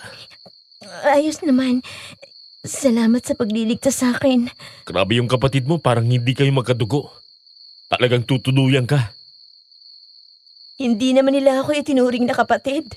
Ikaw! Mang Damian, ano ang problema? Iyang babae yan. Alam niyo ba kung sino yan? Siya si Lycia. Bago namin siyang kasama dun sa bahay. At siyang nagsabi sa amin ng tungkol sa kapatid niyang aswang na si Eliseo. Sumpa ang babaeng yan. Siya ang naging dahilan kung bakit namatay ang pamilya ko. Siya ang nagdala sa amin ng pamilya ko sa kasumpa-sumpang bahay na yon para maging hapunan ng mga aswang. Hindi. Hindi ko yun kasalanan. Hindi ko gusto yung nangyari. Bigla na lang nag-iba ang asal ni Licia na maluptot siya at niyakap ang kanyang mga tuhod papunta sa kanyang dibdib. Panay ang hingi niya ng patawad at hindi na makausap. Si Mang Damian naman na duguan ng likuran ay nagbabaga sa galit ang mga mata. Kung hindi lang siguro siya sugatan, baka nasaktan na niya si Licia. Ilang sandali pa at may narinig silang nananakbo palapit. Si Mikael ang dumating. Ipinasya niyang sundan na sila nang hindi agad nakabalik si Licia matapos nitong magpaalam na lalabas saglit. Bumalik sila sa bahay at ginamot si Mang Damian. Si Percival na ang nag-asikaso sa matanda at naghatid sa kwarto habang naiwan si Licia sa receiving area dahil gusto itong makausap ni Mikael. Ipagkakanulo kayo ng babae yan! Kampon niyo ng mga aswang! Sige, Mang Damian, kami nang bahala. Tayo na sa kwarto niyo. Masamang babae yan. Wala siyang konsensya. Tungkol saan yon? Hindi na ako magpapaligoy-ligoy pa. Nung gabing nalapang pamilya mo ni na Eleanor, nalapa din sa bahay nitong pamilya ni Mang Damian. Dito mismo? Alam na nun nila Eleanor na hindi ako nagiging aswang. Kaya sa gabi, ginagamit akong pain kapag kulang sila sa pagkain. Pinapara ko ang sasakyan ng mga biyahero at dinadala sila dito para maging pagkain ng aswang. Etong sinasabi mo. Ang nakakaalis ay maaaksidente. At magiging pagkain ni na Eleanor. At ang mga paparahin mo at dadalhin dito ay pagkain ng ibang aswang na pinamamahalaan ng bahay na ito. Ganun na nga. Pero sabi ni Mang Damian, lokal siya sa lugar na ito. Akong nagkamali.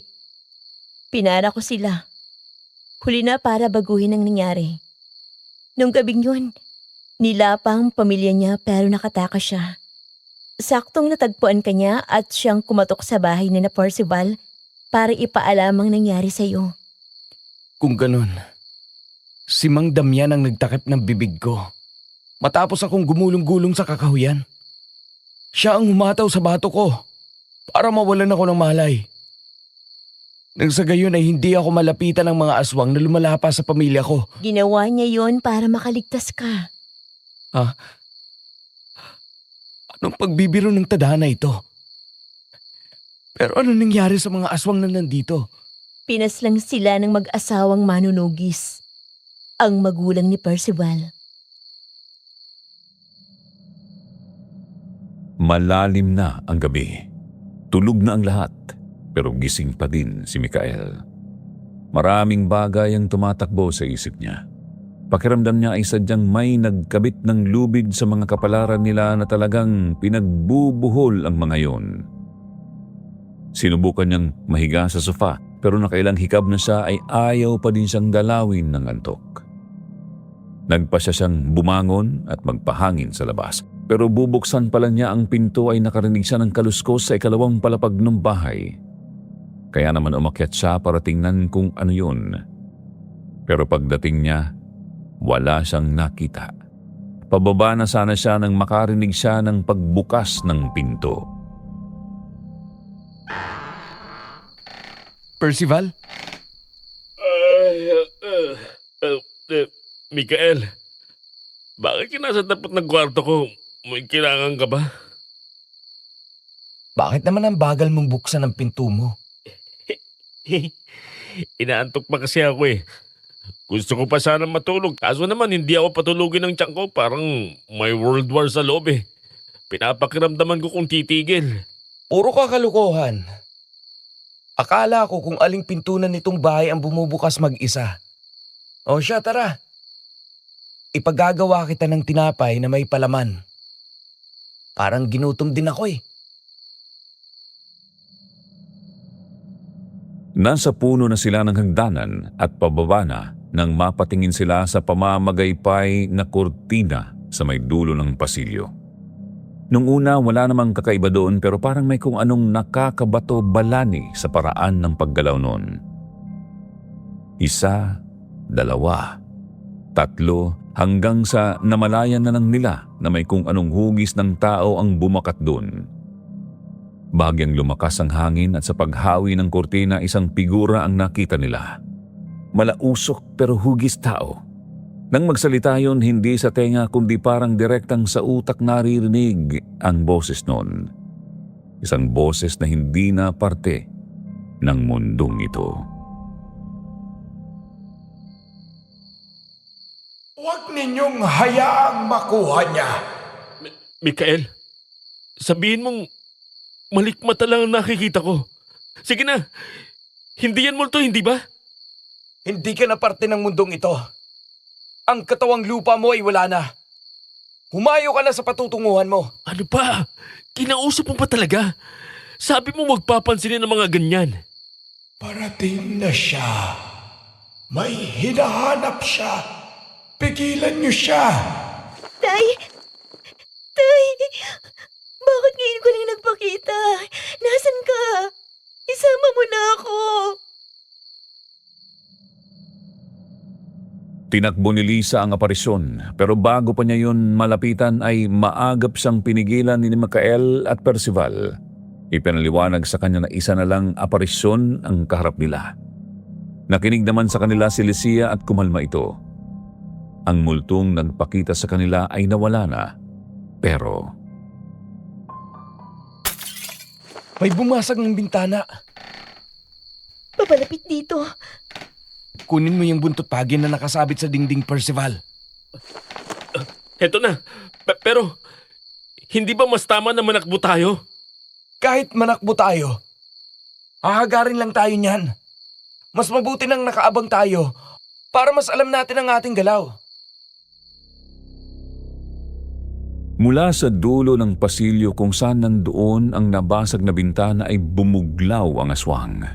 Kasabay ng paglakad ay ang mabagal na gumagalaw ng malaking pakpak nun na kahalintulad ng sa paniki. Lumalangit-ngit ang kahoy na sahig sa bawat hakbang na gawin nun. Nang mamataan nun sina Mikael ay umungol yon ng malakas na parang mabangis na hayop na puno ng amoy asupre at bulok na karne ang kabahayan.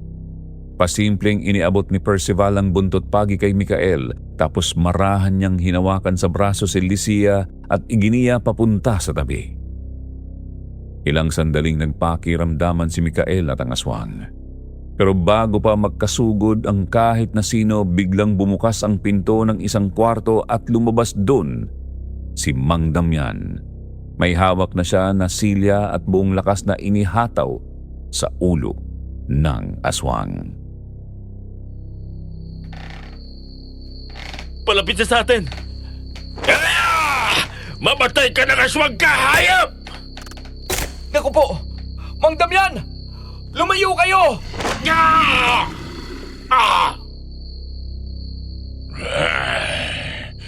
Patay kang matanda ka. Hindi! Kung nandito ako! Patalon na iwinasiwas ni Mikael ang buntot pagi at inihataw. Agad yung pumunit ng laman sa may tadyang ng aswang. Umaringking yun sa sakit at napaluhod. Sinamantala yun ni Mikael. Patakbo niya itong sinugod. Gamit ang kaliwa niyang palda ay tinuunan niya yon sa kanang balikat. Gamit naman ang kanan niyang siko ay inundayan niya yon sa puno ng bumbunan nito. Natumba patihaya ang aswang. Umigpaw ang kanang binti ni Mikael para bigyan ng matinding sipa ito pero naunahan siya ng aswang. Pumulupot ang buntot nito sa kaliwang binti niya dahilan para siya naman ang matumba at madambahan. Mikael! Nanamnamin ko ang bawat himay-may mo, manunugis. Ginagawa yan! Hindi sinasabi! Kagaya nito! Para to sa mga magulang ko na nilapa mo! Patakbong sumugod si Percival at inundayan ng isang matinding uppercut ang aswang na nakakubabaw kay Mikael. Nang pumaling pa itaas ang ulo nun ay hinagip ni Percival ang magkabilang tenga nun at binigyan yon ng malupit na headbutt. Hindi yun nakagawa ng masyadong pinsala pero sapat para malansi ang aswang. Dun na kumilos si Mikael. Binunot niya ang pilak na punyal na nasa may binti niya at inunday sa tagiliran ng aswang. Doon na pumagaspas ng matindi ang malaking pakpak ng aswang at tumalilis na yun, paalis. Eh di nakatikim siya. Naku, Percival, namamaga ang noo mo. Ano bang pumasok dyan sa kokote mo at nakasugod-sugod ka? Akala mo ba kaya mo matigas na balat ng aswang na yun? Biglaan na lang eh. Sabi ko, maiganti ko man lang ang magulang ko na pinatay niya. Ano? Hindi ba tama ako? Sabi sa inyo may malas na natin ang babae niyan. Pinasok na kayo ng aswang. Mang Damian, huwag kayong magpadalos-dalos ng salita.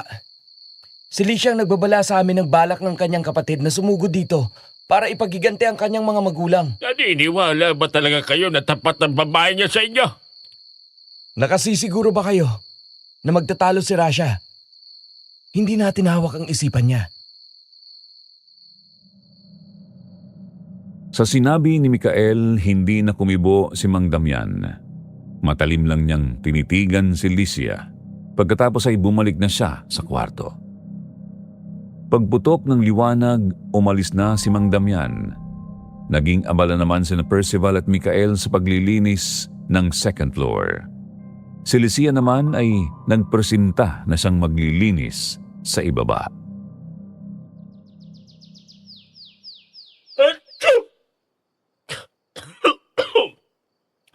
Grabe ang gabok ng second floor na to, Mikaela. Napabayaan na pala natin. Kaya nga itinama ako maglinis ngayon eh. Habang abala ang mga kasamahan ni Mang Damian sa pag-aasikaso ng libing ni Mang Crisanto. Sa palagay mo kaya, papayag na si Kapitan na ipaalam natin sa taong piligrong dala ng aswang? Hindi. Dahil una, mas mahalaga sa kanya ang dayuhin ang lugar na ito ng ibang tao. Pangalawa, mauuna pang maresolba natin ang problema natin sa Eliseo na yon. Bago pa siya maging problema ng mga kabaryo natin. Parang siguradong sigurado ka. Hindi ako sigurado, Percival. Pero sisiguraduhin kong matatapos ang problema natin sa aswang na yon bago pa siya makapaghasik ng lagim sa baryo. Si Mang Crisanto na ang huli niyang biktima. Mikael, ako naman ay hindi nag-iisip ng masama tungkol kay Licia. Pero sigurado ka ba na tapat siya sa atin? Na gusto talaga niyang pigilan ang Eliseo na yon? Kung sa sigurado, hindi. Dahil hindi ko hawak ang isipan niya. Pero pangahawakan ko ang konsensya niya. Ang totoo niyan, medyo may agam-agam din si Mikael tungkol sa mga desisyon ni Licia. Medyo kabado din siya kung katiwa-tiwala nga ba ang babae. Pero hindi pa naman niya nahuhuli ito na nagsisinungaling o gumagawa ng kahina-hinala. Kaya hinahayaan na lang muna niya. Kung sakaling mali man ang desisyon niya ay sisiguraduhin na lang niyang itatama niya yon. Patapos na sila at ginagawa nila ng domain si Percival. Ang sakit ng noo ko. Ayos lang yan. Tanda ng katapangan mo. Nginig na nginig nga ang tumbong ko nung gawin ko yun eh. Pero bigla ang baha ng tapang ko nung makita kong kumabawang ka nung aswang. Kaya pala. Parang nakita ko mga magulang ko. Sabi ko, kahit man lang sa'yo magawa ko yung hindi ko nagawa para sa mga magulang ko. Salamat. Pero sa susunod, huwag mo nang gagamitin ang kahit anong parte ng katawan mo. Gamitan mo ng atake na talagang matindi. Gumamit ka ng sandata. Tatandaan ko yan. Kinagabihan, matapos ang ilang panahon na palaging sa sofa lang natutulog si Mikael ay sa kwarto niya siya natulog.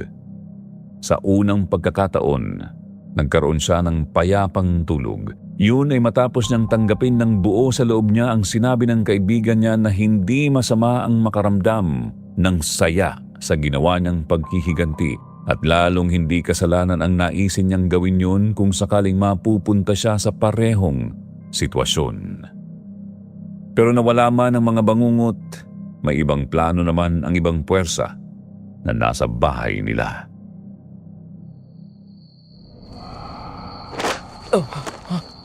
Percival, bakit? Oh, pumasok ka pa talaga?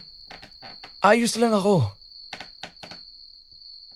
Sa pagbilog ng buwan, makukuha niya ang gusto niya.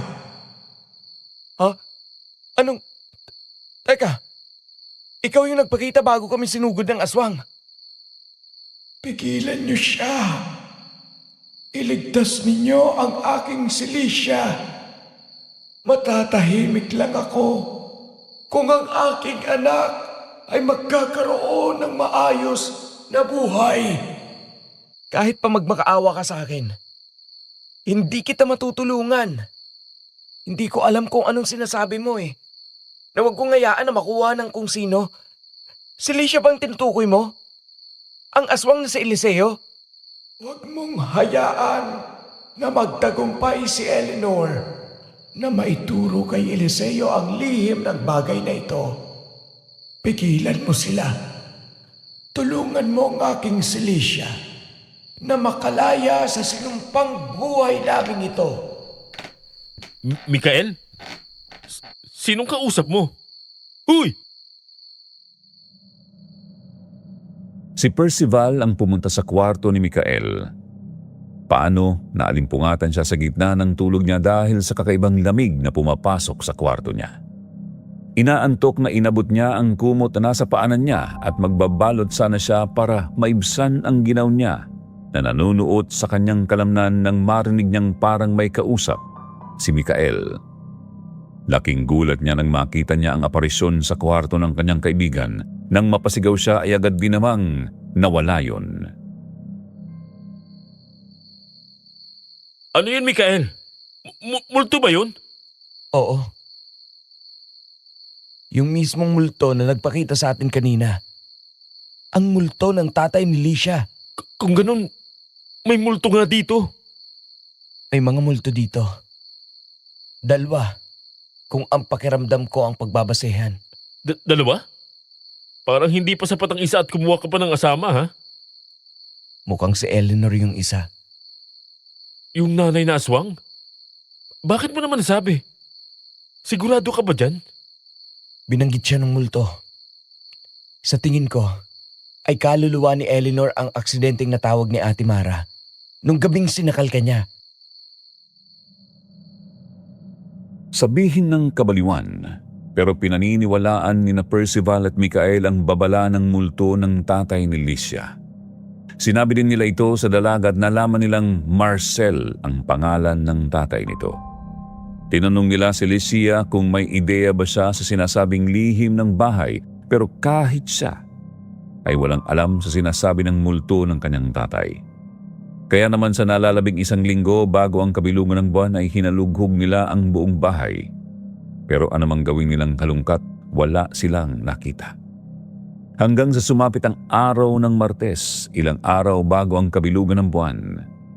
Katatapos lang nilang magtanghalian noon at nagpapahinga sila sa receiving area nang dumating si Mara.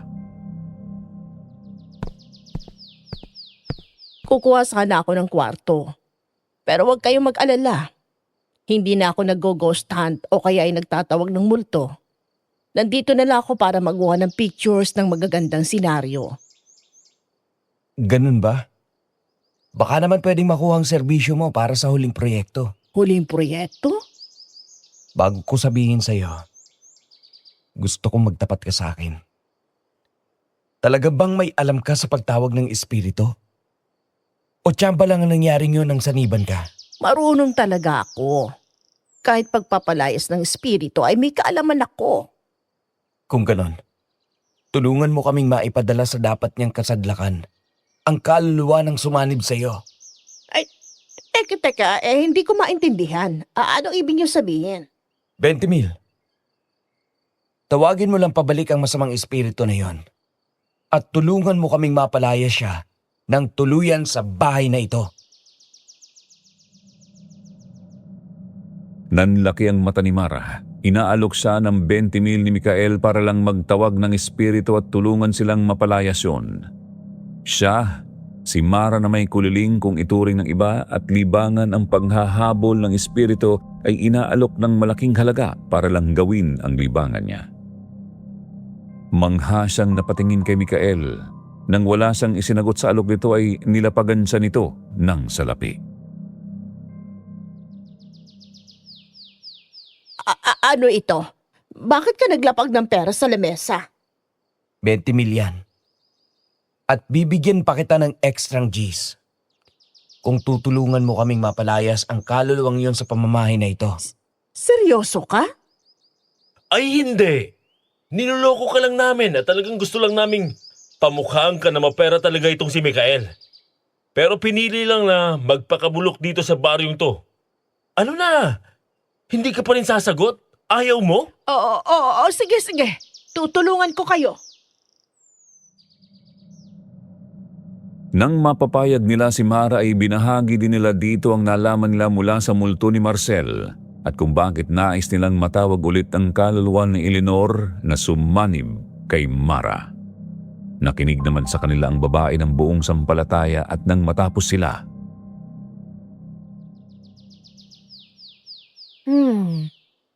Kabilugan na ng buwan sa Biyernes.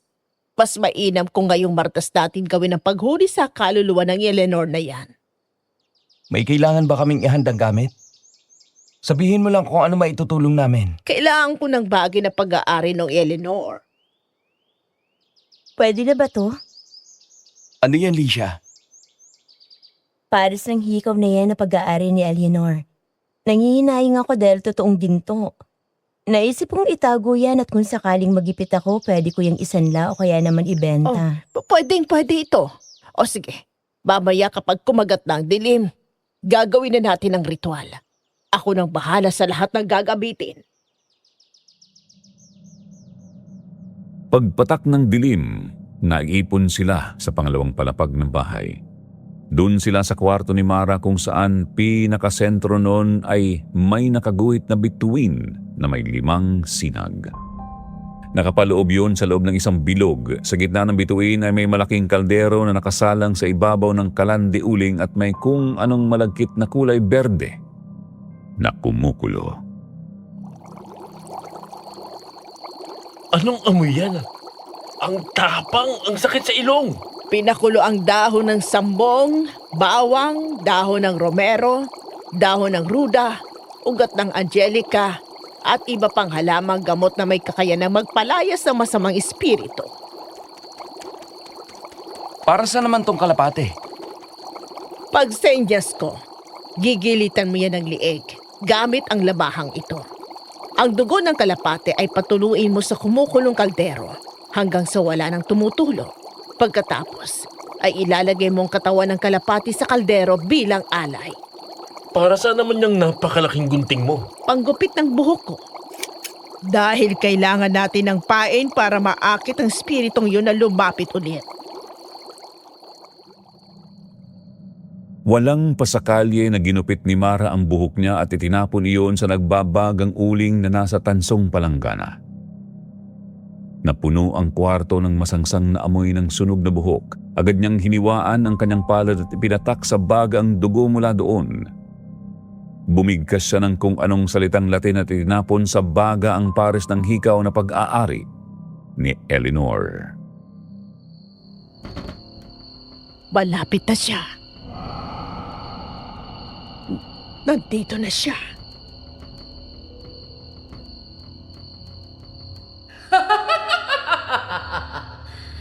May katawan na ulit ako.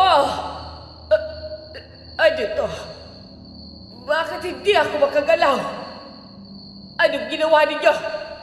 Eleanor, Huwag mong matawag-tawag ang pangalan ko, lalaki. Pakawalan mo ako dito! anong pakay ng aswang na sa Eliseo sa bahay na to? Ang kapangyarihang naghihintay na mapa sa kanya. Ang bagay na nararapat para sa angka namin. Anong bagay yun, Eleanor? Sabihin mo sa amin. Bakit ko naman sasabihin? Ano ako, taga? Maghula kayo! Sa pagsapit ng kabilugan ng buwan, mamamatay kayong naghuhula na lang. dahil hindi ko sasabihin ang nais ninyong malaman. Kung ganon, wala na ring silbi na ipahiram ko pa sa yung katawan ko.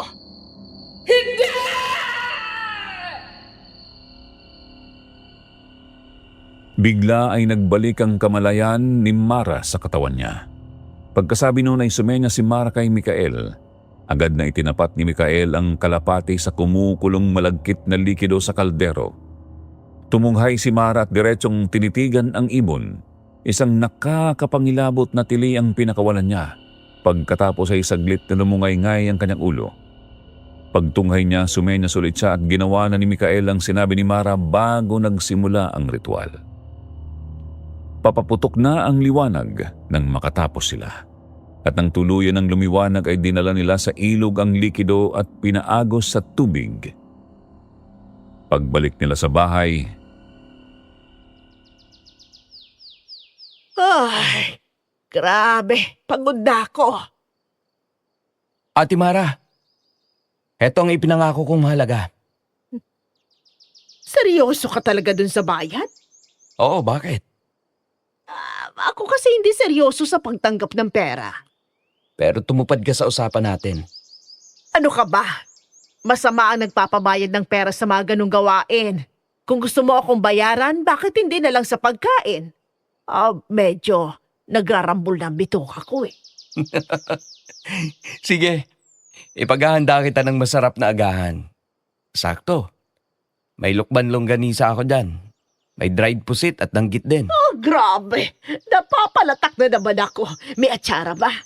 Oo. Yun naman! saglit na umakyat si Mikael at Percival para magbihis at gumayak para sa araw na yun. Naunang bumaba si Percival dahil dinaanan pa ni Mikael si Lucia para sabihan na kailangan nila ang tulong nito sa pagluluto. Pasipol-sipol pa si Percival papunta sa kusina. Hindi niya inaasahan ang makikita niya. Okay, makapagluto na. Oh, nandiyan ka na pala.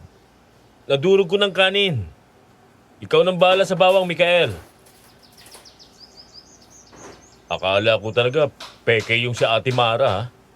Pero maaasahan din pala siya. Siguro talagang naisan lang siya nung nasaniban siya. Sa totoo lang, takot na takot ako nung nagpasanib siya. Kako baka sakali na naman ako. Anong sabi mo? Bakit pangina mo magsalita? May sore throat ka ba? Tamo to, parang engot. Nanahimik ka na naman. Kinakabahan tuloy ako. Baka mamaya... multo? Nagkapo! Mabalto! Inabutan ni Percival ang aparisyon ni Marcel na nakatayo sa mismong gitna ng kusina. Dala ng pagkabigla ay napasigaw siya. Si Mikael naman na nasa itaas ay agad na tinakbo ang kaibigan.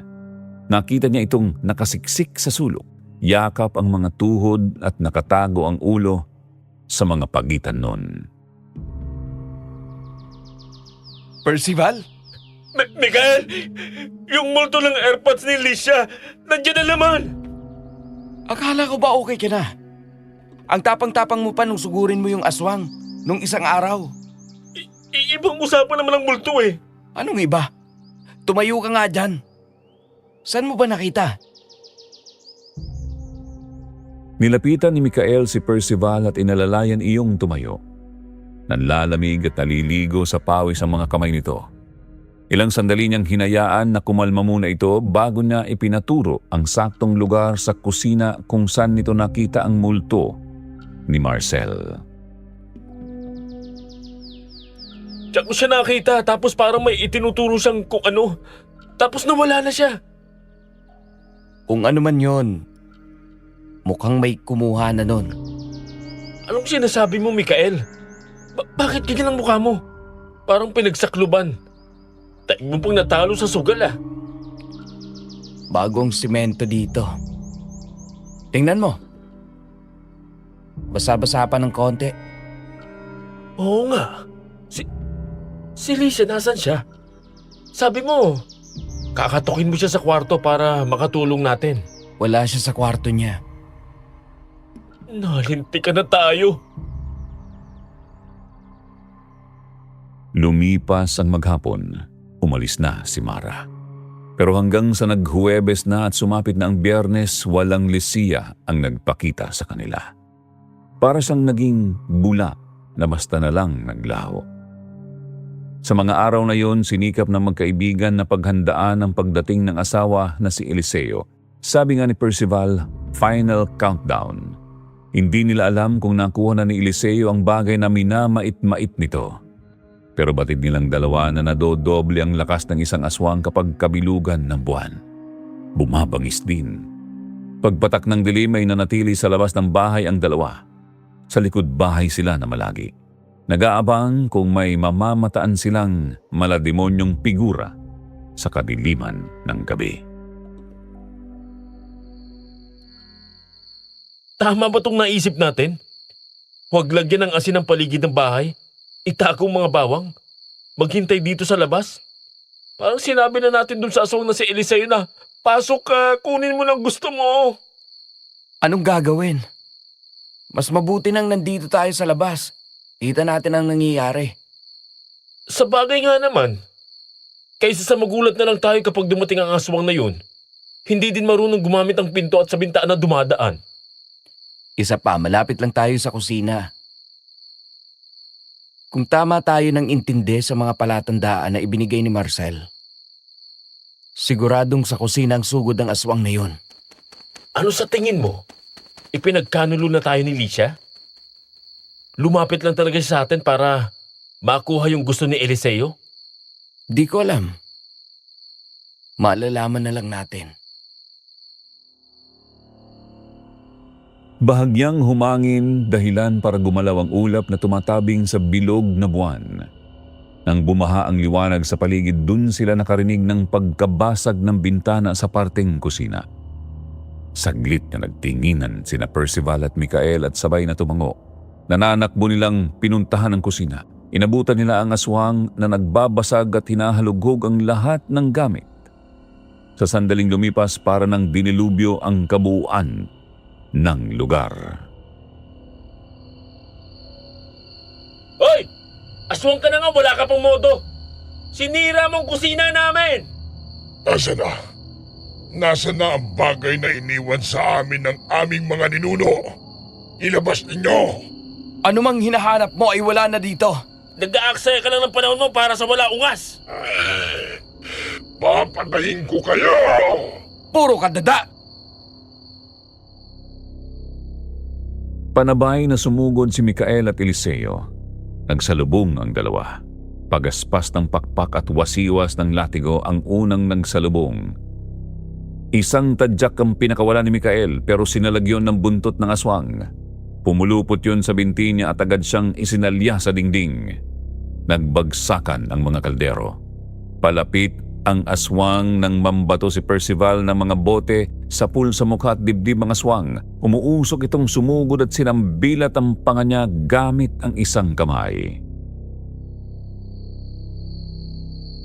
Mukhang gusto mong mauna.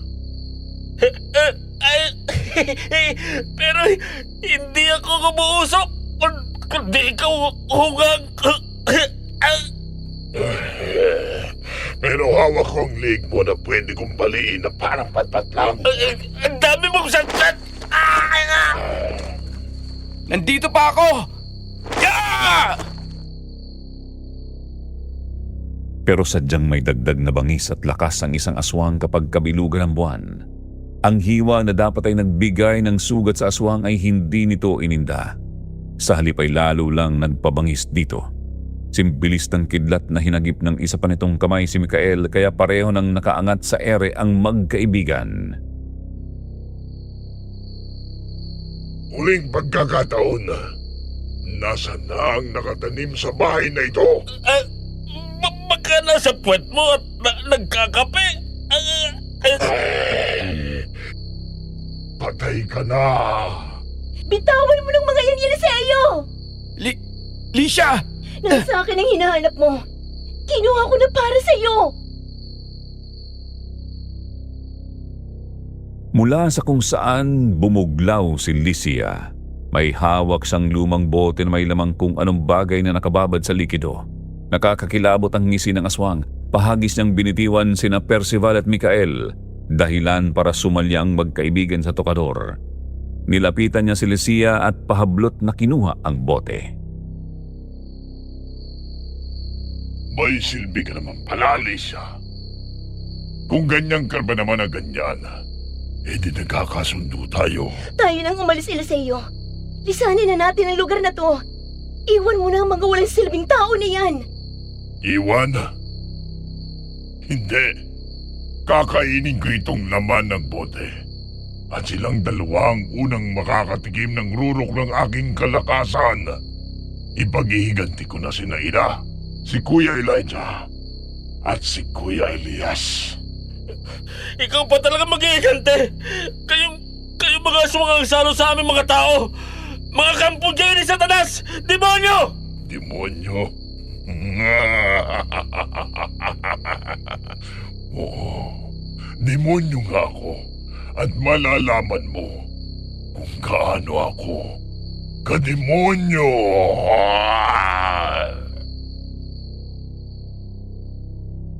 Binuksan ni Eliseo ang bote at inisang subo lang ang laman nun.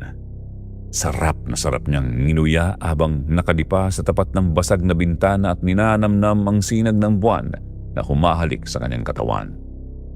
Si Lycia naman ay pasimpleng lumapit sa magkaibigang Percival at Mikael. Inabutan sila ng tig-isang punyal, isang gawa sa pilak at isang gawa sa tanso. Tahimik niyang itinuro ang bumbunan at ang kaliwang dibdib.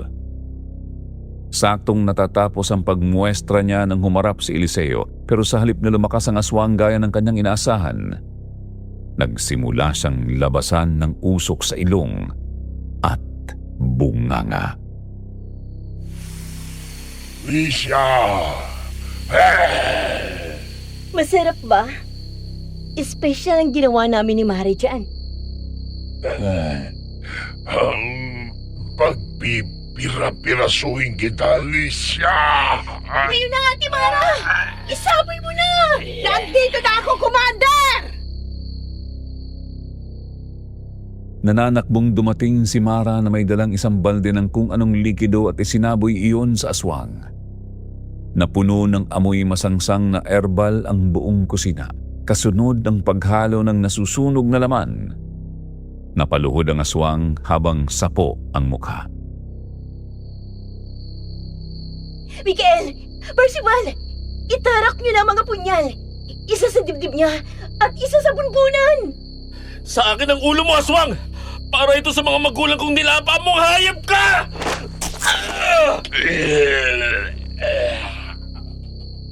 Umuwi ka na sa impyerno!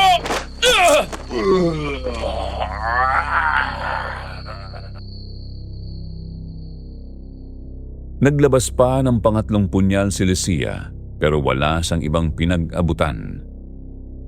Hawak niya yun sa kanang kamay niya at habang naglalakad siya palapit sa harap ni Eliseo na sa puntong yun ay nagbalik na sa anyong tao.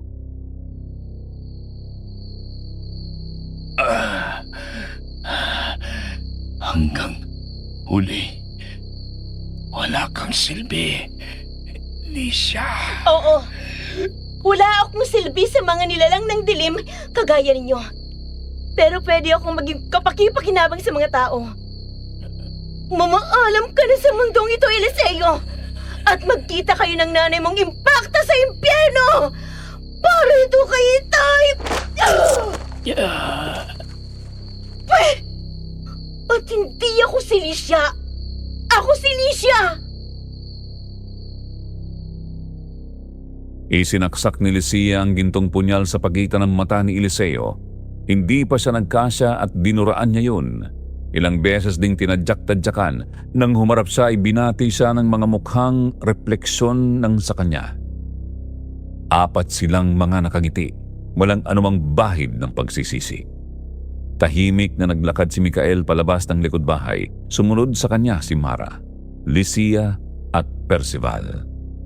Pabagsak silang naupo sa bakal na sili at tinanaw ang buwan na noon ay bilog na bilog pero papapusyaw na dahil nag-aagaw liwanag na. Ay, nakakapagod. Ipaghanda niyo ako ng masarap na makakain. Kapag hindi maghuhurmentado talaga ako. Katatapos nating pumaslang ng aswang tapos pagkain na agad yung nasa isip mo? Nandun pa nga sa kusina ang lintik na katawan ng aswang na Eliseo na yun eh. Ano yun? Si Eliseo yun. Ano? Na naging abo na. Dahil paputok ng liwanag. Masyado kang nerbiyoso.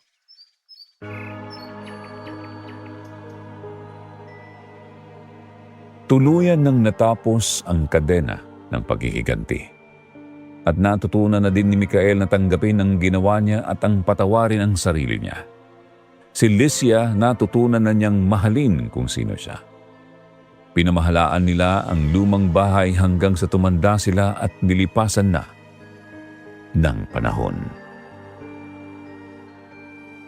Nang matapos magkwento yung katiwala, iniligid ko ang paningin ko dun sa bahay. Tahimik na yon. Wala din akong naramdamang takot. Kahit nga kilabot ay wala. Tapos noon, nagpaalam na yung nagkwento sa akin na may gagawin pa siya. Sakto naman natapos na sila mama at yung kamag-anak namin sa paglilibot. Nung palabas na kami ng bahay, tinanong pa nila ako kung naiinip ako. Sabi ko hindi. May kakwentuhan ako. Yung katiwala. Nagtataka akong tiningnan nung kamag-anak namin. Sabi niya, walang ibang tao sa bahay na yon. Saktong nakita ko yung picture na nasa frame na nakasabit. Sabi ko siya yung nakita ko. Sabay na namutla sina mama at yung kamag-anak namin. Dali-dali nilang nilak ang pinto tapos sumakay na kami ng kotse. Pagdating namin ng Maynila, dumaan kami sa Quiapo Church. Saka lang nila sinabi sa akin kung bakit. Matagal nang patay yung nasa picture na sinabi kong nakausap ko. Dito ko na po tinatapos ang aking sulat. Marami pong salamat sa pagbabasa at more power po sa inyong channel. Lubos na gumagalang, Sean.